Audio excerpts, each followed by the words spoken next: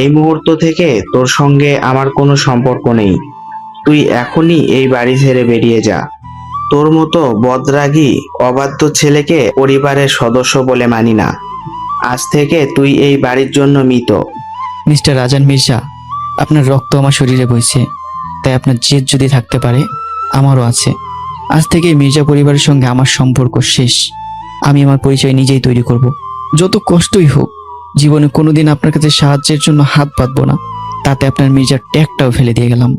এক মুহূর্তের জন্য আর দাঁড়ালাম না। শেষবারের মতো চারদিকে তাকিয়ে নীরবে বাড়ি থেকে বেরিয়ে এলাম। রাত তখন গভীর, খালি পায়ে হাঁটছি। শহরের রাস্তায় যাদের সঙ্গে দেখা হচ্ছে, সবাই যেন মোবাইলের পর্দায় দেখা সেই খবরের সঙ্গে আমার মুখ মিলিয়ে দেখছে। কেউ ফিসফিস করছে, কেউ চাপা হাসছে, কেউ আবার আঙ্গুল তুলে দেখিয়ে বলছে। হাজার হাজার মানুষের কোলাহলে মুখরিত বিশাল রাজকীয় বিয়ের আসর। ঝাড়বাতির ঝলমলে আলোয় আলোকিত পুরো প্রাসাদ। দেশের শীর্ষস্থানীয় শিল্পপতি, প্রভাবশালী রাজনীতিবিদ, মন্ত্রী, আমলা, বিদেশি অতিথি, সবার উপস্থিতিতে যেন এক রাজকীয় উৎসবের আয়োজন। আর সেই আয়োজনের কেন্দ্রবিন্দুতে দাঁড়িয়ে আছে একটাই নাম, আমি, আদ্রিয়ান মির্জা।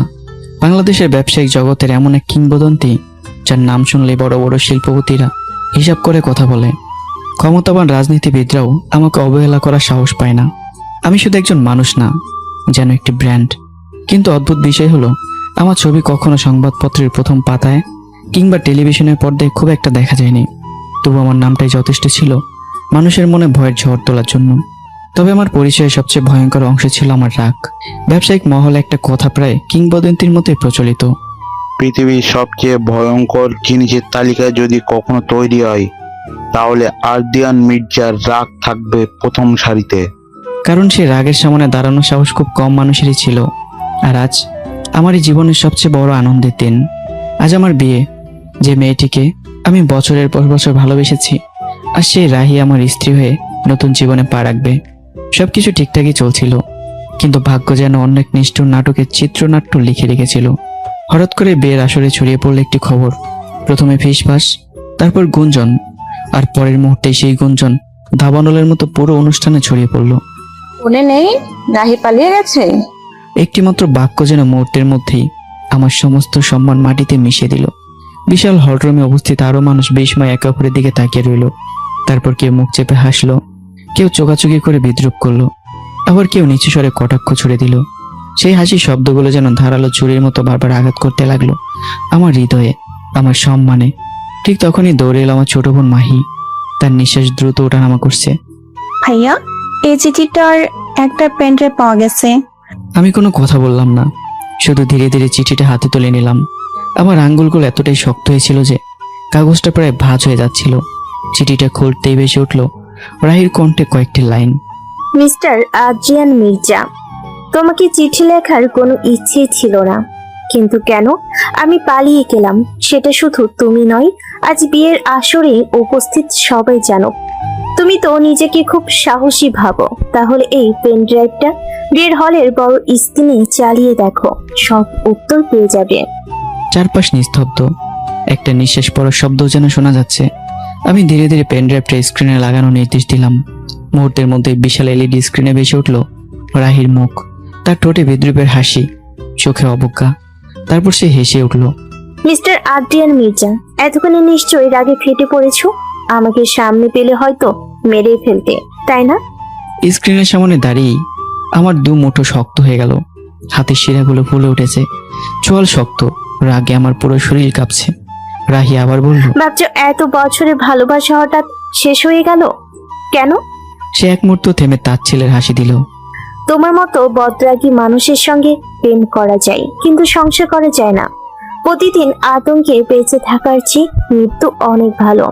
তারপর আরো নির্মম কণ্ঠে বলল, আমি আমার সত্যিকারের ভালোবাসার মানুষ আহানের হাত ধরে লন্ডনে চলে যাচ্ছি। এই ভিডিও যখন দেখবে তখন আমি অনেক দূরে, আমাকে খুঁজে কোনো লাভ হবে না। Good bye mister Adrian Mirza. শেষে ঠোঁটে বিজয়ের হাসি ফুটিয়ে বলল। ভিডিওটা শেষ হয়ে গেল, স্ক্রিন অন্ধকার হয়ে গেল, কিন্তু আমার পৃথিবী যেন তারও আগে অন্ধকারে ডুবে গেছে। চারপাশে আবার শুরু হলো ফিসফাস। দেখছো, শুধু টাকা থাকলেই হয় না, মানুষের মন জিততে হয়। এমন রাগী মানুষকে কে বিয়ে করবে? ও মানুষ না, একটা চলন্ত আগ্নেয়গিরি। মেয়েটা ঠিক কাজই করে। প্রতিটি বাক্য যেন আগুনে জ্বরে পড়ছিল আমার বুকের ভেতর। আমি ধীরে ধীরে মাথা তুললাম। আমার চোখ দুটো তখন রক্তের মতো লাল।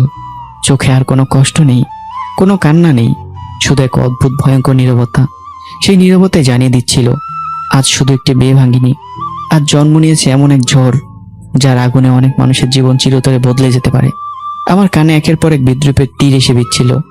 একজন মধ্যবয়স্ক লোক ঠোঁট বাঁকিয়ে বলল, মেয়েটা একদম ঠিকই করেছে। প্রতিদিন এমন আতঙ্কের মধ্যে বেঁচে থাকার চেয়ে মরণ শান্তি আছে। আদ্রিয়ান মির্জার রাগ তো ক্ষুধার্ত বাঘের চেয়েও ভয়ঙ্কর। সঙ্গে সঙ্গে আরেকজন ভদ্রমহিলা দীর্ঘ শ্বাস ফেলে বললেন, বাংলাদেশের সবচেয়ে বড় ব্যবসায়ী হলেই কি হয়? একটা মেয়ের মনই তো জয় করতে পারলো না।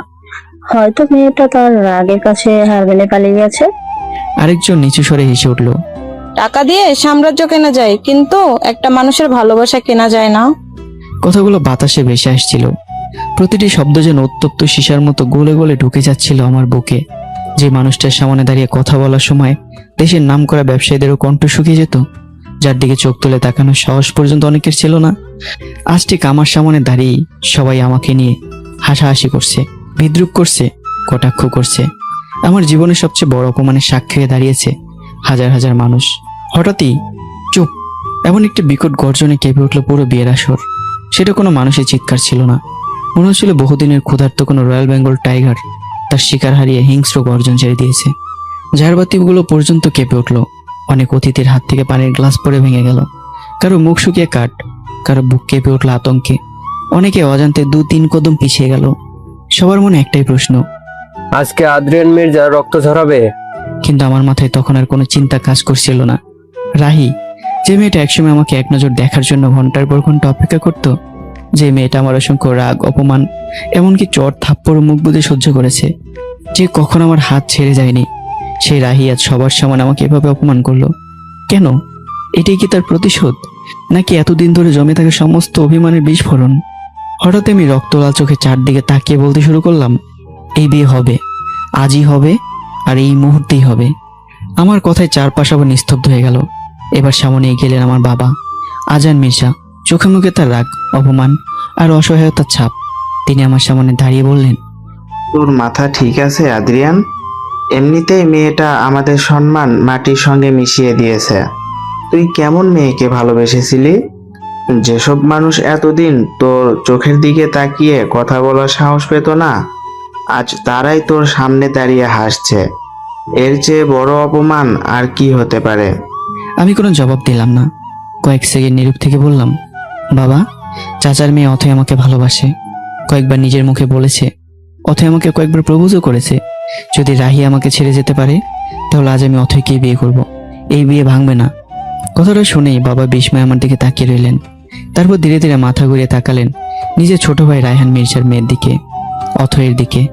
পরিবারের সম্মান রক্ষার শেষ আশাটুকু নিয়ে তিনি তার ভাইয়ের সামনে দাঁড়ালেন। ভারী গলায় বললেন, রায়হান, আদ্রিয়ান যেটা বলেছে সেটা কি সত্যি? তোর মেয়ে যদি রাজি থাকে তাহলে আজই ওদের বিয়ে দিয়ে দেই, অন্তত পরিবারের সম্মানটা বাঁচুক। কিন্তু কথাটা শেষ হওয়ার আগে বজ্রপাতের মতো চিৎকার করে উঠল অথই। না। তার কণ্ঠে এমন দৃঢ়তা ছিল যে পুরো হলরুম আবার স্তব্ধ হয়ে গেল। অথই সোজা বাবার দিকে তাকিয়ে বলল, বড় বাবা, আপনি যদি বলেন আমি এই মুহূর্তে একজন সাধারণ কর্মচারীকে বিয়ে করব, অথবা এই বাড়ির দারোয়ানকে বিয়ে করব, কিন্তু আপনার ছেলেকে বিয়ে করার কথা বললে আমি তার আগে নিজের জীবন শেষ করে দেব। মুহূর্তের মধ্যে যেন সময় থেমে গেল। বাবার মুখ ফ্যাকাশে হয়ে গেল। মনে হচ্ছিল কেউ সবার সামনে তাকে চড় মেরে বসেছে। আমি স্থির হয়ে দাঁড়িয়ে রইলাম। আমার বুকের ভিতরটা যেন কেউ ছিঁড়ে ফেলছে। চারপাশে উপস্থিত অতিথিদের চোখ বিস্ফোরিত। 1 সেকেন্ড, 2 সেকেন্ড, তারপর পুরো হলরুমে ছড়িয়ে পড়লো চাপা হাসি। সেই হাসি ধীরে ধীরে অট্টহাসিতে রূপ নিল। কেউ মুখ চেপে হাসছে, কেউ মোবাইল বের করে ভিডিও করতে চাইছে, কেউ আবার বন্ধুদের কানে কানে বলছে, একজন তো পালিয়েছে, এবার নিজের চাচাতো বোনও না করে দিল। এত বড় ব্যবসায়ী অথচ একটা মেয়েও বিয়ে করতে রাজি না। টাকার পাহাড় বানিয়েছে, কিন্তু একটা হৃদয় জয় করতে পারেনি। অথই এবার আরেক ধাপ এগিয়ে এলো। তার চোখে কোনো ভয় নেই। সে স্পষ্ট কণ্ঠে বলল, বড় বাবা, আপনার ছেলে স্বাভাবিক মানুষ নয়, সে একজন সাইকোর মতো। তার সঙ্গে প্রেম করে মানুষকে দেখানো যায়। কারণ সব মেয়ে চায় তার প্রেমিক সুদর্শন হোক, প্রতিষ্ঠিত হোক, কিন্তু স্বামী হিসেবে কোনো মেয়ে নিজের জীবন সবচেয়ে বড় ভুল করতে চাইবে না। প্রতিটি শব্দ যেন ধারালো ছুরির ফলার মতো আমার আত্মসম্মানকে কেটে রক্তাক্ত করে দিচ্ছিল। মনে হচ্ছিল কেউ আমার বুক চিরে কলিজার ভেতর বিষ মাখা ছুরি ঢুকিয়ে দিয়েছে। এত বড় অপমান, এত বড় লাঞ্ছনা আমার জীবনে কখনো আসেনি। অন্যদিকে বাবা লজ্জায় মাথা নিচু করে দাঁড়িয়ে রইলেন। দেশের প্রভাবশালী মন্ত্রী, বিখ্যাত শিল্পপতি, বিদেশি অতিথি, আত্মীয় স্বজন সবার সামনে মির্জা পরিবারের সম্মান মুহূর্তের মধ্যে ধুলোয় মিশে গেছে। মাথা তুলে কারো চোখের দিকে তাকানোর শক্তিটুকু যেন হারিয়ে ফেলেছেন তিনি। এদিকে একে একে অতিথিরা হল ছেড়ে বেরিয়ে যেতে লাগলো, কিন্তু যাওয়ার সময় বিদ্রুপ থামলো না। একজন নামকরা ব্যবসায়ী হাসতে হাসতে বলল, ব্যবসায় বড় হওয়ায় সবকিছু নয় মির্জা সাহেব, মানুষের মন জয় করাটাও আসল সফলতা। আরেকজন কাঁধ ঝাঁকিয়ে বলল, সব মেয়ে টাকার জন্য প্রেম করে, এই ধারণা ভুল। টাকা দেখে কাছে আসে অনেকেই, কিন্তু সম্মান না থাকলে কেউ সারা জীবন পাশে থাকে না। একজন মন্ত্রী গাড়িতে উঠতে উঠতে ব্যঙ্গর হাসি দিয়ে বলল, যে নিজের চাকরি জয় করতে পারে না সে পৃথিবীর সব ব্যবসা জিতলেও জীবনের সবচেয়ে গুরুত্বপূর্ণ সম্পর্কটা হারিয়ে ফেলে। আরেকজন শিল্পপতি হেসে বলল, হাজার কোটি টাকার মালিক হয়েও আজ একজন সাধারণ মানুষের চেয়েও বেশি অসহায় দেখাচ্ছে আদ্রিয়ান মির্জাকে। এক আত্মীয় তো বলেই ফেললো, কি অবস্থা দেখো আদ্রিয়ান মির্জার, মূল্য একটা দারোয়ানের সাথে। তার চাচাতো বোন দারোয়ানকে বিয়ে করবে, কিন্তু আদ্রিয়ান মির্জাকে বিয়ে করবে না। চারদিকে শুধু হাসি, বিদ্রুপ, কটাক্ষ, আর সে হাজারো কণ্ঠের মাঝখানে আমি নিশ্চুপ হয়ে দাঁড়িয়ে রইলাম। আমার দু চোখ রক্তবর্ণ, মুষ্টিবদ্ধ হাত থেকে টপ টপ করে রক্ত ঝরছে। কারণ নিজের নখের আঘাতে কখন যে হাতের তালু ছিঁড়ে ফেলেছি আমি নিজেও বুঝতে পারিনি। শুধু আমার বুকের ভেতর একটাই আগুন জ্বলছিল। এই অপমানের হিসাব আমি একদিন অবশ্যই নেব। বিয়ের আসর তখন প্রায় ফাঁকা। হাজার হাজার মানুষের ভিড়ের জায়গায় এখন হাতে গোনা কয়েকজন ঘনিষ্ঠ আত্মীয় স্বজন দাঁড়িয়ে আছে, কিন্তু সেই নীরবতার মাঝেও অপমানের আগুন যেন আরো তীব্র হয়ে উঠছিল। ঠিক তখনই অথয় আবারও বিকট চিৎকারে নীরবতা ভেঙে দিল। তার চোখে ঘৃণা, ঠোঁটে তাচ্ছিল্যের হাসি। সে আঙ্গুল তুলে আমার দিকে তাকিয়ে বলল, আদ্রিয়ান ভাইয়া, সত্যটা আজ সবাই জেনে যাক। আমি আমার বান্ধবীদের সঙ্গে বাড়ি ধরে তোমার সঙ্গে প্রেম করার অভিনয় করেছিলাম, কিন্তু মরে গেলেও তোমাকে বিয়ে করব না। কথাটা শুনে উপস্থিত সবাই স্তব্ধ হয়ে গেল। অথই থামলো না, সে আরো কঠিন কণ্ঠে বলল, তুমি যদি মির্জা পরিবারের ছেলে না হতে, যদি তোমার বাবার হাজার কোটি টাকা ব্যবসা না থাকতো, যদি দামি গাড়ি আর ক্ষমতা না থাকতো, তাহলে কোনো মেয়ে তোমার দিকে ফিরেও তাকাতো না। সবাই তোমার টাকা আর পরিচয়ের জন্য তোমার পাশে ছিল, কিন্তু স্বামী হিসেবে কোনো মেয়ে কেউ কোনোদিনও মেনে নেবে না। প্রতিটি শব্দই যেন আমার আত্মসম্মানের উপর নির্মম হাতুড়ির আঘাত হয়ে পড়ছিল। চুপ, একদম চুপ, আর একটা কথা বলবি না, নয়তো আমি তোর জিভ টেনে ছিঁড়ে ফেলবো। কিন্তু অথই ভয় পেল না, বরং এক পা সামনে এগিয়ে এসে দৃঢ় কণ্ঠে বলল, তুমি চাইলে আমাকে মারতে পারো, রক্তাক্ত করতে পারো, মানুষকে মারধর করা তো তোমার প্রতিদিনের অভ্যাস, কিন্তু একটা কথা মনে রেখো, তোমাকে কোনো মেয়ে বিয়ে করবে না। তুমি সারা জীবন একাই থাকবে। আর সহ্য করতে পারলাম না আমি। আমার ভেতরে জমে থাকা রাগ মুহূর্তেই বিস্ফোরিত হলো। আমি নিজের উপর থেকে নিয়ন্ত্রণ হারিয়ে ফেললাম। মুহূর্তের মধ্যে এগিয়ে গিয়ে সজোরে একটা চর বসিয়ে দিলাম অথয়ের গালে, তারপর আরেকটা। প্রচন্ড আঘাতে অথই কয়েক হাত দূরে ছিটকে পড়ে গেল। মেঝেতে পড়তেই তার ঠোঁট ফেটে রক্ত বেরিয়ে এলো। চারদিকে আতঙ্ক ছড়িয়ে পড়লো। চিৎকার করে দৌড়ে গেল তার মা। রায়হান মির্জাও ছুটে এলেন মেয়ের দিকে। অন্যদিকে দৃশ্য দেখে নিজেকে সামলাতে পারলেন না বাবা। তিনি ঝড়ের বেগে আমার সামনে এসে ঠাস ঠাস করে পরপর দুটি চর বসিয়ে দিলেন আমার গালে। সেই শব্দ যেন পুরো হলরুম আবার কেঁপে উঠল। বাবার আগে কাঁপতে কাঁপতে বললেন, কেন মারলি ওকে? কি ভুল করেছে ও? কি ভুল বলেছে অথই? তুই একবার চিন্তা করে দেখ, সে দারোয়ানকে বিয়ে করতে রাজি আছে, কিন্তু তোকে না। 2 টাকার মূল্যও নেই তোর। ছোটবেলা থেকেই তোর এই ভয়ঙ্কর রাগের জন্য আত্মীয় স্বজন কেউ তোর কাছে আসতে চায় না। যাকে এত ভালোবাসলি সেই মেয়েটাই আজ আমাদের মান সম্মান মাটিতে মিশিয়ে দিয়ে পালিয়ে গেল। তিনি থামলেন, তারপর বুকের উপর হাত রেখে বললেন, মানুষ তোকে আদ্রিয়ান মির্জা নামে চেনে কেন জানিস? কারণ তোর নামের পাশে আমার নাম আছে। আমি আজান মির্জা। তুই আমার ব্যবসাকে বড় করেছিস, এটা সত্যি, কিন্তু সেই ব্যবসা আমার, সেই পরিচয় আমার। একদিন যদি সব ছেড়ে বেরিয়ে যাস, দেখবি তোর এই অহংকারের দাম কেউ দেবে না। কথাগুলো ছুরির মতো বিঁধল আমার হৃদয়ে। আমি রাগ আর কষ্টে কাঁপতে কাঁপতে বললাম, বাবা, আমি কোনোদিন তোমার ব্যবসায় আসতে চাইনি। আমার স্বপ্ন ছিল বিশ্ববিদ্যালয়ের শিক্ষক হব। তুমি আমাকে জোর করে এই ব্যবসায় বসিয়েছো। বাবা তিক্ত এসে মাথা নাড়লেন। হ্যাঁ, সেটাই আমার জীবনের সবচেয়ে বড় ভুল। এমন একজন মানুষকে ব্যবসার দায়িত্ব দিয়েছি যে নিজের রাগটাকেই নিয়ন্ত্রণ করতে পারে না। আজ মনে হচ্ছে আমার জীবনের সবচেয়ে বড় পাপ তোর মতো একজন ছেলের বাবা হওয়া। কথাটা শুনেই কেঁপে উঠল আমার মা আয়েশা মির্জা। তিনি চোখ ভেজা কণ্ঠে এগিয়ে এসে বললেন, আপনি কি বলছেন? ও আমাদের ছেলে। নিজের সন্তানের সম্পর্কে এমন কথা বলতে আপনার একটু কষ্ট হচ্ছে না? বাবা ঘুরে মার দিকে তাকালেন। তার কণ্ঠে তখন আগুন। চুপ, একদম চুপ। এমন কুলাঙ্গার সন্তানকে অতিরিক্ত প্রশ্রয় দিয়েছো বলেই আজ এই দিন দেখতে হচ্ছে। মা ছেলে মিলে আর কোনো নাটক করবে না। এই কথাটাই যেন আমার সহ্যের শেষ সীমা ভেঙে দিল। আমি রাগে বাবার দিকে এক পা এগিয়ে গেলাম। ঠিক তখনই চাচু সামনে এসে আমাকে শক্ত ধাক্কা দিয়ে সরিয়ে দিলেন। কঠিন চোখে তাকিয়ে বললেন, তোর রাগ আছে সেটা জানতাম, কিন্তু তুই যে এত বড় বেয়াদব আজ সেটা দেখলাম। মিস্টার রায়হান মির্জা, এটা আমার আর বাবার ব্যাপার। আপনি মাঝখানে নাক গলাবেন না। কথাটা শেষ হতেই ঠাস ঠাস ঠাস করে 3টা থাপ্পড় আবার আমার গালে উঠল। প্রতিটি চড়ে যেন বছরের পর বছর জমে থাকা খুব বেড়ে আসছিল। চড়গুলো মেরেছেন আমার বাবা। তিনি গর্জে উঠলেন, ও আমার ভাই, আমার পরিবারের একজন সদস্য। সে নাক গলাবে না তো কে গলাবে? তারপর কাপা অথচ কঠোর কণ্ঠে জীবনের সবচেয়ে নির্মম সিদ্ধান্ত শুনিয়ে দিলেন, শুনে রাখ আদ্রিয়ান মির্জা, এই মুহূর্ত থেকে তোর সঙ্গে আমার কোনো সম্পর্ক নেই। তুই এখনই এই বাড়ি ছেড়ে বেরিয়ে যা। তোর মতো বদরাগী অবাধ্য ছেলেকে আমি আর পরিবারের সদস্য বলে মানি না। আজ থেকে তুই এই বাড়ির জন্য মৃত। বাক্যগুলো শেষ হতে পুরো বাড়ি নিস্তব্ধ হয়ে গেল। মা স্তব্ধ হয়ে বাবার দিকে তাকিয়ে রইল। অথই ঠোঁটের রক্ত মুছতে মুছতে তার ছেলের হাসি আসলো। চাচু গম্ভীর নিঃশ্বাস ফেললেন। আর আমি এক দৃষ্টিতে বাবার দিকে তাকিয়ে রইলাম। আমার চোখে তখন আর শুধু রাগ নয়, ভেঙে যাওয়া আত্মসম্মান, বিশ্বাসঘাতকতার যন্ত্রণা আর এমন এক প্রতিজ্ঞার আগুন জ্বলছিল, যার পরিণতি হয়তো এই পরিবারের কেউই তখনও কল্পনাই করতে পারেনি।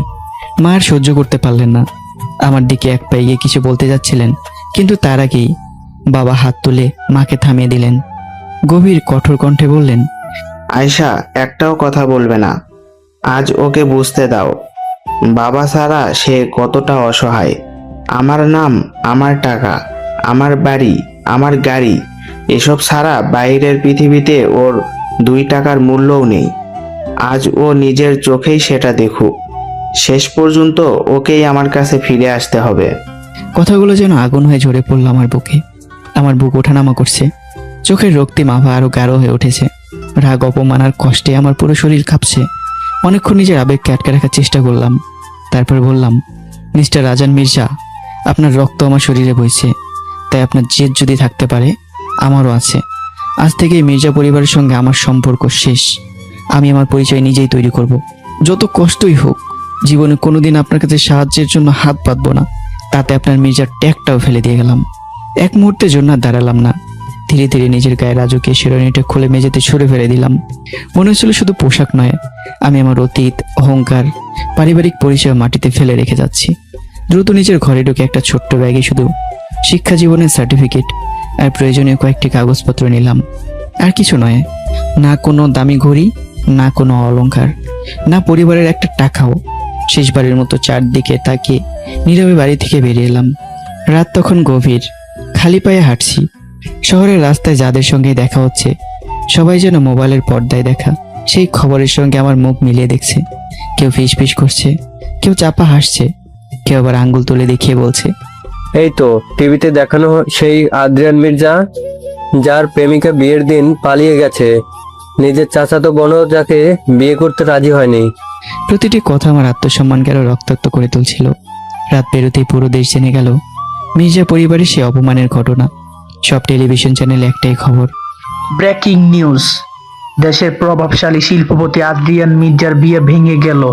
কনে বিয়ের দিন প্রেমিকের সঙ্গে বিদেশে পালিয়ে গেছেন। তার আপন চাচাতো বোন দারোয়ানকে বিয়ে করতে রাজি, কিন্তু আদ্রিয়ান মির্জাকে নয়। একদিনে দুই নারীর প্রত্যাখ্যান। প্রথমে প্রেমিকা পালিয়ে গেলেন, পরে চাচাতো বোন বিয়ে করতে অস্বীকৃতি জানালেন। সামাজিক যোগাযোগের মাধ্যমে তীব্র আলোচনায় জন্ম নিয়েছে এই ঘটনা। সামাজিক যোগাযোগ মাধ্যমে হাজার হাজার মানুষ নানা মন্তব্য করতে লাগলো। কারো সহানুভূতি, কারো বিদ্রুপ, কারো নির্মম হাসি। অপমানের ভাড়া সহ্য করতে পারলাম না। ছোট্ট একটা সেলুনে ঢুকে পড়লাম। আয়নার সামনে বসে বললাম, চুল ছোট করে দিন, দাড়িটাও কেটে দিন। কয়েক মিনিট পর আয়নায় ভেসে উঠল সম্পূর্ণ নতুন এক মানুষ। যে মানুষটাকে দেশের কোটি মানুষ চিনত, সেটাই আজ অনেকটাই বদলে গেছে। সেলুন থেকে বেরিয়ে আমি সোজা রেল স্টেশনের দিকে হাঁটতে লাগলাম। প্ল্যাটফর্মের এক কোণে বসে পকেট থেকে মানিব্যাগ বের করলাম। ভেতরে কিছু নগদ টাকা ছিল আর একটা ক্রেডিট কার্ড। অনেকক্ষণ কার্ডটার দিকে তাকিয়ে রইলাম। তারপর ধীরে ধীরে সেটা আবার মানিব্যাগে রেখে দিলাম। মনে মনে বললাম, এই কার্ডে হয়তো কোটি কোটি টাকা আছে, কিন্তু আজ থেকে আমি নিজের পরিচয়ে বাঁচতে চাই। যদি সত্যি নিজের যোগ্যতা থাকে, তাহলে সেই যোগ্যতাতেই বাঁচব। কিছুক্ষণ পর চট্টগ্রামগামী ট্রেন প্ল্যাটফর্মে এসে থামলো। আমি নীরবে উঠে একটি জানালার পাশের আসনে বসে পড়লাম। ট্রেন চলতে শুরু করলো। জানালার বাইরে রাতের অন্ধকার ছুটে যাচ্ছে, আর ভেতরে আমার মনে একের পর এক প্রশ্ন ঘুরপাক খাচ্ছে। সত্যি কি সবাই শুধু আমার বাবার নাম আর টাকার জন্য আমার পাশে ছিল? আমাকে কি কেউ কোনোদিন সত্যিকারের মানুষ হিসেবে ভালোবাসেনি? আমি কি সত্যিই এতটাই ভয়ঙ্কর? আর অথই দারোয়ানকে বিয়ে করতে রাজি, আমাকে নয়? আমি কি এতটাই অযোগ্য?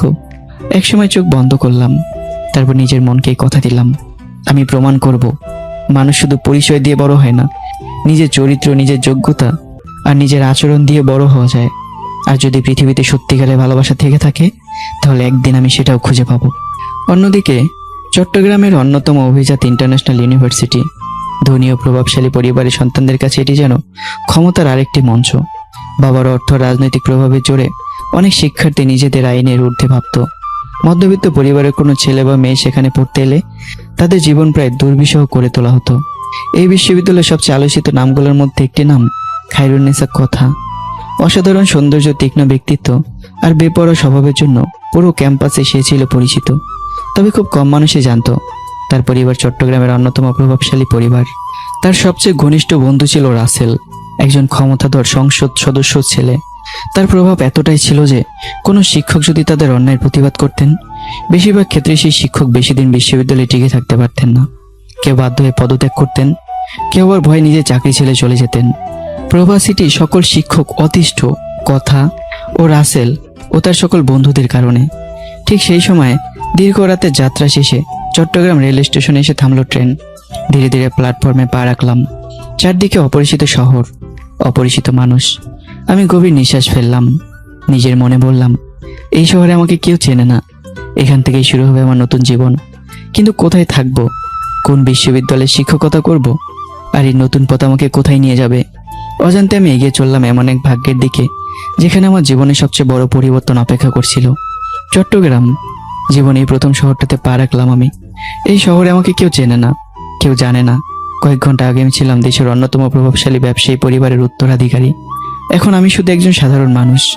রেল স্টেশন থেকে বের হয়ে অনেকক্ষণ এদিক ওদিক ঘুরে শেষ পর্যন্ত একটি ছোট্ট আবাসিক হোটেলে উঠে পড়লাম। কারণ নতুন শহরে এসেই ব্যাচেলর হিসেবে বাসা ভাড়া পাওয়া এতটা সহজ নয়। হোটেলের ছোট্ট রুমে বসে গম্ভীর নিঃশ্বাস ফেললাম। বিছানার পাশে রাখা ব্যাগ খুলে সার্টিফিকেটগুলো বের করে একবার দেখলাম। তারপর মোবাইল ফোন হাতে নিয়ে বিভিন্ন বিশ্ববিদ্যালয়ে নিয়োগ বিজ্ঞপ্তি দেখতে শুরু করলাম। একটার পর একটা ওয়েবসাইট ঘুরতে ঘুরতে হঠাৎ আমার চোখ আটকে গেল একটা বিজ্ঞপ্তিতে। চট্টগ্রাম ইন্টারন্যাশনাল ইউনিভার্সিটি, ইংরেজি বিভাগের জন্য একজন প্রভাষক নিয়োগ দেওয়া হবে। বিজ্ঞপ্তিটি পড়েই আমার চোখে এক ঝলক আশার আলো ফুটে উঠল। এক মুহূর্ত দেরি না করে নিজের সকল তথ্য, শিক্ষাগত যোগ্যতা এবং প্রয়োজনীয় কাগজপত্র আপলোড করে আবেদন পাঠিয়ে দিলাম। অবিশ্বাস্যভাবে মাত্র কিছুক্ষণ পরেই বিশ্ববিদ্যালয়ের কর্তৃপক্ষের ফোন এলো। ওভাস থেকে ভদ্র কণ্ঠে বলা হলো, মিস্টার আদ্রিয়ান, আগামীকাল সকালে বিশ্ববিদ্যালয়ে আসবেন। আপনার একটি সংক্ষিপ্ত ইন্টারভিউ নেওয়া হবে। সবকিছু ঠিক থাকলে সেদিন থেকেই আপনি যোগদান করতে পারবেন। ফোন কেটে যাওয়ার পর বহুক্ষণ পর আমার ঠোঁটের কোণে হালকা একটি হাসি ফুটে উঠল। মনে মনে বললাম, হয়তো এটাই হবে আমার নতুন জীবনের প্রথম ধাপ। অন্যদিকে চট্টগ্রাম ইন্টারন্যাশনাল ইউনিভার্সিটির অবস্থাও ভিন্ন ছিল। এই বিশ্ববিদ্যালয়ের সবচেয়ে বড় আতঙ্কর নাম দুটি, কথা এবং রাসেল। রাসেল একজন প্রভাবশালী এমপির ছেলে, আর কথা অপূর্ব সুন্দরী, ধনী পরিবারের মেয়ে এবং নিজের ক্ষমতা নিয়ে ভীষণ অহংকারী। তাদের সঙ্গে আরো একজন বেপরোয়া শিক্ষার্থী মিলে পুরো বিশ্ববিদ্যালয়ের পরিবেশটাই অশান্ত করে রেখেছিল। কোনো শিক্ষক তাদের অন্যায়ের প্রতিবাদ করার সাহস পেতেন না। যারা চেষ্টা করেছিলেন, কেউ চাকরি ছেড়ে চলে গেছেন, আবার কেউ বাধ্য হয়ে অন্য বিদ্যালয়ে যোগ দিয়েছেন। এই পরিস্থিতি নিয়ে বিশ্ববিদ্যালয়ের অধ্যক্ষ আমিনুল ইসলাম জরুরি সভা ডাকলেন। সকল শিক্ষক উপস্থিত হওয়ার পর তিনি ভারী কণ্ঠে বললেন, আপনারা সবাই জানেন নতুন কোনো শিক্ষক আমাদের বিশ্ববিদ্যালয়ে 3-4 মাসের বেশি টিকতে পারে না। কারণ রাসেলের রাজনৈতিক প্রভাব আর কথার বেপরোয়া আচরণের কারণে অনেক যোগ্য শিক্ষক চাকরি ছেড়ে চলে গেছেন। তিনি কিছুক্ষণ থেমে আবার বললেন, আগামীকাল নতুন একজন ইংরেজি বিভাগের শিক্ষক যোগ দিবেন। অনার্স 2য় বর্ষের ক্লাস, অর্থাৎ রাসেল আর কথাদের ব্যাচের দায়িত্ব তিনি পাবেন। আমি চাই আমরা সবাই তাকে সর্বোচ্চ সহযোগিতা করি, যেন আগের শিক্ষকদের মতো তাকেও বিশ্ববিদ্যালয়ে ছেড়ে যেতে না হয়। সব শিক্ষকই সম্মতিসূচক মাথা নাড়লেন, কিন্তু প্রত্যেকের চোখে ছিল অজানা এক শঙ্কা। বিশ্ববিদ্যালয়ের বিশাল মাঠে বসে আড্ডা দিচ্ছিল কথা, রাসেল আর তাদের বন্ধুরা। হাতে দামি কফির কাপ, মুখে বেপরোয়া হাসি। হঠাৎ কথা বলল, শুনেছিস কাল নাকি আমাদের জন্য আবার নতুন একজন ইংরেজি স্যার আসছে। তাহলে তো আবার নতুন খেলা শুরু হবে। দেখি এবার লোকটা কতদিন টেকে। পাশ থেকে আরেকজন বলল। সঙ্গে সঙ্গে সবাই অট্টহাসিতে ফেটে পড়ল। কথা ঠোঁট বাঁকিয়ে বলল, মনে আছে মনীষ স্যারকে? কিছুতেই যখন আমাদের কথা শুনছিল না, তখন কিন্তু আমাদের বান্ধবী রাইসাকে দিয়ে প্রেমের অভিনয় করে এমন শিক্ষা দিয়েছিলাম যে শেষ পর্যন্ত চাকরি ছেড়ে চলে গিয়েছিল। রাসেল মুচকে হেসে বলল, আমাদের কাছে উপায়ের অভাব নেই। ভালোই ভালোই চললে ঠিক আছে, আর যদি বেশি আদর্শবাদী হওয়ার চেষ্টা করে। সে চোখ টিপে বলল, তাহলে প্রেমের নাটক তো আছেই। আবারও চারপাশে হাসির রোল পড়ে গেল। পরদিন সকাল, সময় মতো বিশ্ববিদ্যালয়ে পৌঁছে গেলাম। সংক্ষিপ্ত ইন্টারভিউতে আমার আত্মবিশ্বাস, উচ্চারণ এবং শিক্ষাগত যোগ্যতা দেখে অধ্যক্ষ আমিনুল ইসলাম মুগ্ধ হয়ে গেলেন। হাসি মুখে বললেন, অভিনন্দন মিস্টার আদ্রিয়ান, আজ থেকেই আপনি আমাদের ইংরেজি বিভাগের প্রভাষক হিসেবে যোগ দিচ্ছেন। এরপর তার মুখটা আবারও গম্ভীর হয়ে গেল। তবে একটা কথা আগেই বলে রাখি, অনার্স 2য় বর্ষের যে ক্লাসটা আপনাকে দেওয়া হবে, সেখানে কথা আর রাসেল নামে 2জন শিক্ষার্থী আছে। ওদের সঙ্গে অযথা সংঘাতে যাবেন না। ওরা কি করেছে না করেছে এসব নিয়ে বেশি মাথা ঘামাবেন না। আগের অনেক শিক্ষক প্রতিবাদ করতে গিয়ে চাকরি হারিয়েছেন। চিন্তা করবেন না স্যার, আমি আমার দায়িত্ব পালন করার চেষ্টা করব। অধ্যক্ষ হালকা স্বস্তির হাসি দিয়ে বললেন, তাহলে চলুন আজ থেকে আপনার প্রথম ক্লাস শুরু হোক। কিছুক্ষণ পর অনার্স 2য় বর্ষের ক্লাসরুম। অধ্যক্ষ দরজা খুলে ভেতরে ঢুকতে পুরো ক্লাস নিস্তব্ধ হয়ে গেল। তিনি বললেন, তোমাদের সঙ্গে পরিচয় করিয়ে দিচ্ছি, উনি তোমাদের নতুন ইংরেজি শিক্ষক মিস্টার আদ্রিয়ান। আজ থেকে সবাই ওনাকে সম্মান করবে এবং সহযোগিতা করবে। কথাগুলো বলে অধ্যক্ষ আর এক মুহূর্ত দাঁড়ালেন না। তিনি জানতেন এই ক্লাসে বেশি সময় থাকা মানেই অকারণে ঝামেলায় জড়িয়ে পড়া। অধ্যক্ষ বেরিয়ে যেতেই পুরো ক্লাসের দৃষ্টি গিয়ে থামলো আমার উপর। রাসেল মাথা থেকে পা পর্যন্ত আমাকে গভীরভাবে পর্যবেক্ষণ করলো। অন্যদিকে কথা এক দৃষ্টিতে তাকিয়ে রইল। তার চোখে কৌতূহল, মুখে রহস্যময় হাসি। সে ধীরে ধীরে রাসেলের কানের কাছে মুখ নিয়ে ফিসফিস করে বলল, দোস্ত, নতুন স্যারটা কিন্তু ভীষণ হ্যান্ডসাম। রাসেল ভুরু তুলে তাকালো। কথা মুচকে এসে আবার বলল, যদি সহজে আমাদের নিয়ন্ত্রণে না আসে, তাহলে আমি নিজেই প্রেমের অভিনয় শুরু করব। অন্তত এমন হ্যান্ডসাম একটা ছেলের সঙ্গে কিছুদিন অভিনয় করে সময় কাটানো যাবে। কথাটা শুনে রাসেল সহ পুরো বন্ধুমহল চাপা হাসিতে ফেটে পড়ল। আর ক্লাসরুমের একদম সামনে দাঁড়িয়ে থাকা আমি তখনও জানতাম না আমার নতুন জীবনের প্রথম ক্লাসই হতে চলেছে এমন এক যুদ্ধের সূচনা, যা শুধু শিক্ষক আর ছাত্রের লড়াই নয়, বরং দুটো সম্পূর্ণ ভিন্ন ব্যক্তিত্বের সংঘর্ষের ইতিহাস হয়ে থাকবে। অধ্যক্ষ আমিনুল ইসলাম ক্লাসরুম থেকে বেরিয়ে যেতেই পুরো কক্ষ আগের মতো কোলাহলে ভরে উঠল। কেউ মোবাইল নিয়ে ব্যস্ত, কেউ উচ্চস্বরে গল্প করছে, কেউ আবার এসে সে আড্ডায় মেতে উঠেছে। যেন কয়েক সেকেন্ড আগেই একজন নতুন শিক্ষক ক্লাসে এসেছেন, এমন কোনো ঘটনাই ঘটেনি। আমি কয়েক মুহূর্ত নিশ্চুপ দাঁড়িয়ে পুরো ক্লাসটা পর্যবেক্ষণ করলাম। Hello everyone, my name is Adrian. তোমরা সবাই কেমন আছো? কিন্তু আশ্চর্যজনকভাবে একজন আমার দিকে তাকালো না। কেউ কোনো উত্তর দিল না। যেন ক্লাসরুমে আদ্রিয়ান বলে কোনো অস্তিত্বই নেই। কয়েক সেকেন্ড অপেক্ষা করে আবার বললাম, মনে হয় তোমরা শুনতে পাওনি। আমি শুধু জানতে চেয়েছিলাম তোমরা সবাই কেমন আছো। আমরা কি একে অপরের সঙ্গে পরিচিত হতে পারি? এবার বেঞ্চে হেলান দিয়ে বসে থাকা কথা ধীরে ধীরে মাথা তুলল। তার চোখে স্পষ্ট অবজ্ঞা, ঠোঁটের কোণে বিদ্রুপের হাসি। সে বলল, এই ক্লাসে যারা আছি আমরা সবাই আগে থেকেই একে অপরকে চিনি। আপনার সঙ্গে আলাদা করে পরিচয় হওয়ার কোনো আগ্রহ আমাদের নেই। কথাটা শেষ হতে পুরো ক্লাসরুম অট্টহাসিতে ফেটে পড়ল। হাসির শব্দগুলো যেন একের পর এক তীক্ষ্ণ তীর হয়ে আমার বুকে এসে বিঁধতে লাগলো। আমার হাতের শিরাগুলো ফুলে উঠল, চল শক্ত হয়ে গেল, রাগে আমার পুরো শরীর কাঁপছে। ঠিক তখনই রাসেল চেয়ারে হেলান দিয়ে ব্যঙ্গর হাসি দিয়ে বলল, আসলে আমরা নিজেদের চেয়ে বয়সে অনেক সিনিয়র মানুষদের সঙ্গে বেশি পরিচিত হয়ে আগ্রহী হই। আবারও হাসির রোল উঠল। এবার আমার ভেতরে যেন অগ্নিগিরি জেগে উঠল। এক মুহূর্তের জন্য আমার মনে হলো একটা গর্জনে পুরো ক্লাস নিস্তব্ধ করে দেব, কিন্তু পরের মুহূর্তে চোখ বন্ধ করে নিজের মনকে শক্ত করলাম। না, আমাকে বদলাতে হবে। আমি আর আগের আদ্রিয়ান নই। আমার রাগকে আমাকে নিয়ন্ত্রণ করতে হবে। আমি প্রমাণ করব নিজের পরিচয় আমি নিজেই গড়ে তুলতে পারি। চোখ খুলে এবার আমি সম্পূর্ণ শান্ত কণ্ঠে আবার বললাম, আমি তোমাদের সঙ্গে বন্ধুত্ব করতে আসিনি। আমি শুধু শিক্ষক আর শিক্ষার্থীর পরিচয়ের কথা বলেছি।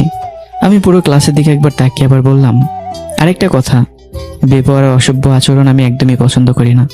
মানুষের পরিচয় তার পোশাকে নয়, তার ব্যবহারে। তোমাদের আচরণ আর কথাবার্তা দেখে মনে হচ্ছে শিক্ষিত প্রতিষ্ঠানের শিক্ষার্থীও নও, বরং ভদ্রতার মূল্য না জানা কিছু বস্তির মানুষ।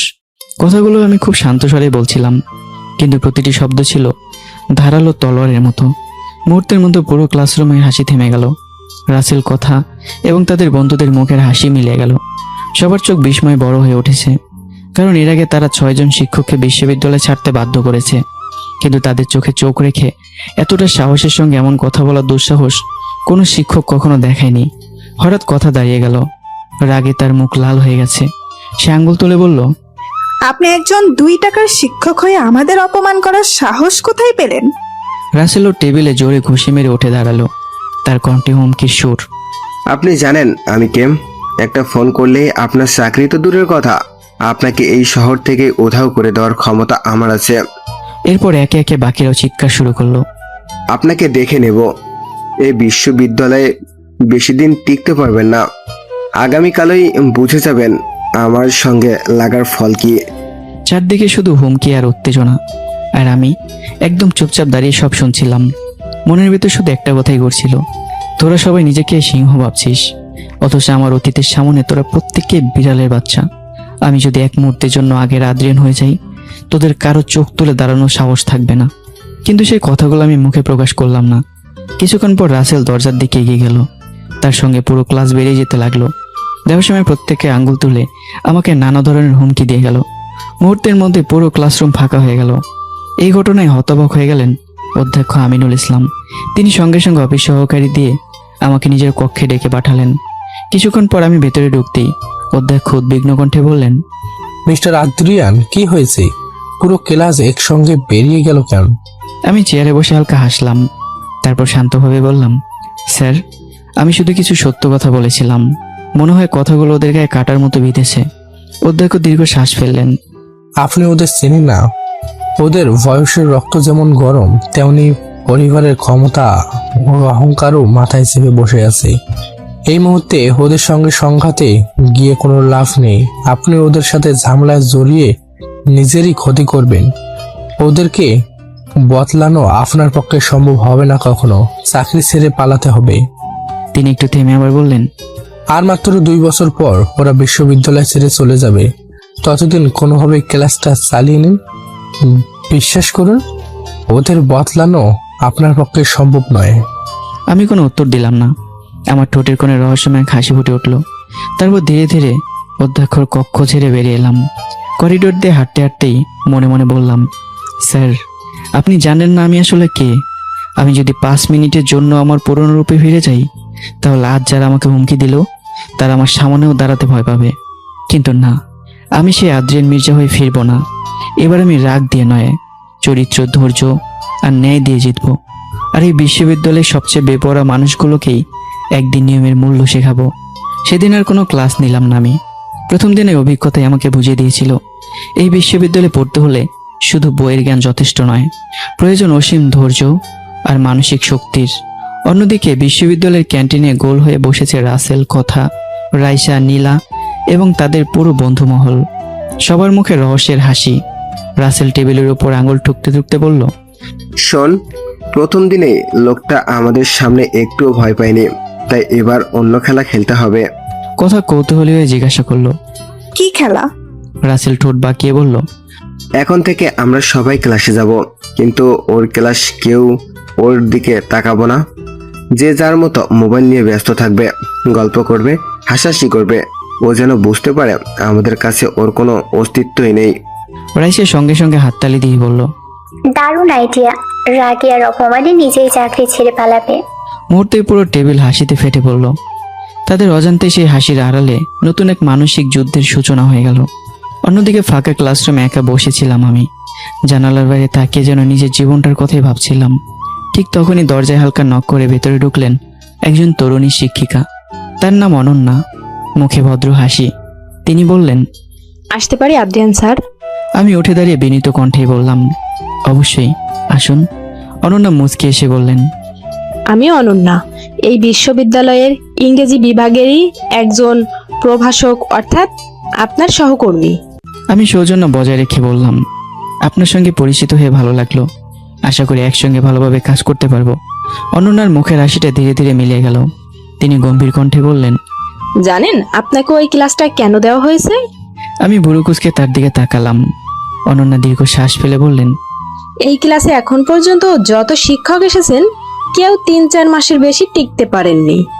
আমরা সবাই সরাসরি অধ্যক্ষকে বলে দিয়েছিলাম ওই ক্লাসের দায়িত্ব দিলে চাকরি ছেড়ে দেব, তাই শেষ পর্যন্ত দায়িত্বটা আপনার কাঁধেই পড়েছে। তিনি কিছুক্ষণ থেমে আবার বললেন, যদি কখনো ওই ক্লাসের শিক্ষার্থীদের সত্যিকারের মানুষ বানাতে পারেন, তাহলে সেটা শুধু এই বিশ্ববিদ্যালয় নয়, পুরো প্রতিষ্ঠানের ইতিহাস হয়ে থাকবে। কথাগুলো বলেই অনন্যা ধীরে ধীরে বেরিয়ে গেলেন। তিনি চলে যেতেই আমি চেয়ারে হেলান দিয়ে চোখ বন্ধ করলাম। মনের ভেতর চাপায় খাসি ফুটে উঠল।